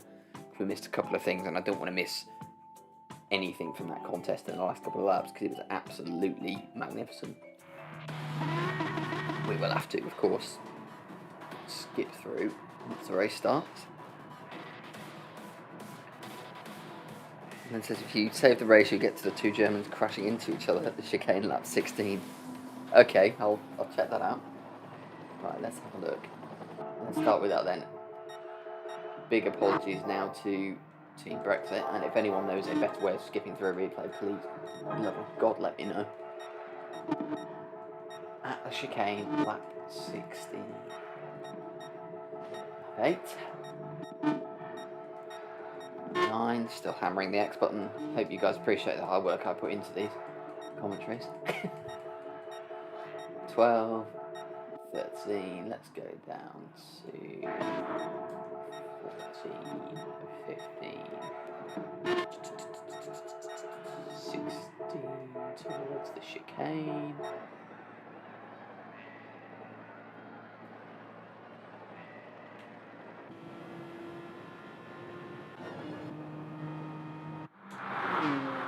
So here we go, lap 16, Fever in 8th coming down towards the chicane. Unsafe Release just behind him. Fever hits the brakes, Unsafe following through. Oh, Fever's wide, Fever's very wide, Unsafe's on through. Oh, he's taking him out. Oh no. Oh, disaster. Oh no. Oh, that is absolute tragedy. Far be it from me to laugh at other people's misfortune, but that is funny as anything. There's nothing he could have done. There's absolutely nothing he could have done. Lennon obviously had a perfect vantage point there. Is it finished? Yes, Max, it's finished. We're just looking at some of the replays because I want to go through, having stopped for that brief, hilarious diversion. We're going to just skip through back to the end of the race. Lap 19. Have a look at Rom. Because Rom was the one challenging for second place here. He was the one on the freshest tyres. You can see there, if you compare him to Ross on obviously fresh tyres, but on the mediums, Rom is tied better than anyone else. He was in prime position to challenge for second place and then for the win. The guy trying to get away, but he was only a second or so up the road. And here we go, is Ron trying to challenge for second place. He gets on the grass there first of all, compromises him a little bit, but he's still got the inside run down to the chicane. But in the end, he just hits the brakes too late, goes wide onto the grass, and that relegates him all the way to 5th. So that was the end of Rom's challenge for the race, and then skipping again. Oh, this is a massive wiggle there on the penultimate lap from Pagani. Just letting the other guys back in. We will skip towards the end because we saw all sorts of challenges over the mountain, everywhere here. We saw in fact, we'll just look back at what happened to Pagani here. Just hit the brakes too late. The tyres were just giving up on him all the way towards the end of the race, skidding around the outside of that left-hander. So easy to do. That let his teammate Aaron through into first, and what would ultimately be the win. But then, let's have a look back here towards the end of the race for the bit that we missed, see what happened to T. Smith. So coming through the chicane here, T. Smith's in fourth, right on the back of Pagani, just pushing Pagani along as he got held up by Ross coming in out of the chicane. T. Smith looking right to the inside. Pagani tries to defend. T. Smith switches back to the outside, hits the brakes. They go around the corner, and he just pushed it wide in the end. Trying to get past, no quarter given. Let's just have a look at it from Pagani's point of view. You can see T. Smith on the outside there.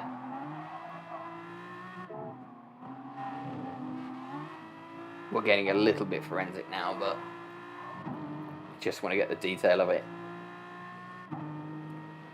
Pagani hits brakes there, staying defensive, turning as much as he's able, keeps the line, and in the end, T. Smith just ran out of room. Relegated him to fifth, and Pagani, with Ross having to get rid of his penalty, makes his way up to second. So, that is all of it. As I said, unbelievable racing. The quality of the racing we've seen here and the pace that these guys are setting is unbelievable. And to see such good challenging, such good racing as well is just fantastic to see. Hopefully we get more and more people seeing it as we go through the season. Well, that is about it for this week. I think that is more than enough to be going on with. Yeah, Leonard's saying I like the replay stuff after. Yeah, I think if we've seen any incidents we don't look back at, for instance, anything hilarious, but also it provides a good opportunity to see anything we've obviously missed, like at the end there. So yeah, we'll look to do that a bit more, perhaps. Do a bit of post-race analysis, why not? But that will do, I think, for this week. I am very hot and very sweaty. So that'll be it for tonight. As I said, please do join us tomorrow for GT2 for the 90-minute race at Spa. That should be very, very interesting indeed. And then for GT1 next week, we are going to be at Alsace, which is one of my favourite tracks personally. It's going to be in the VWs as well. So the front-wheel drive Scirocco for the Group 4 races. And then the VW GTI VGT cars, which are great fun to drive. I was looking at test 2 after last week, so let's see how we get on then. Please do join us then. Thank you very much for watching tonight. Please do give us a like, share the stream, let other people know about FTRL, helps us enormously. But as for today, that is about it, so thank you very much and good night.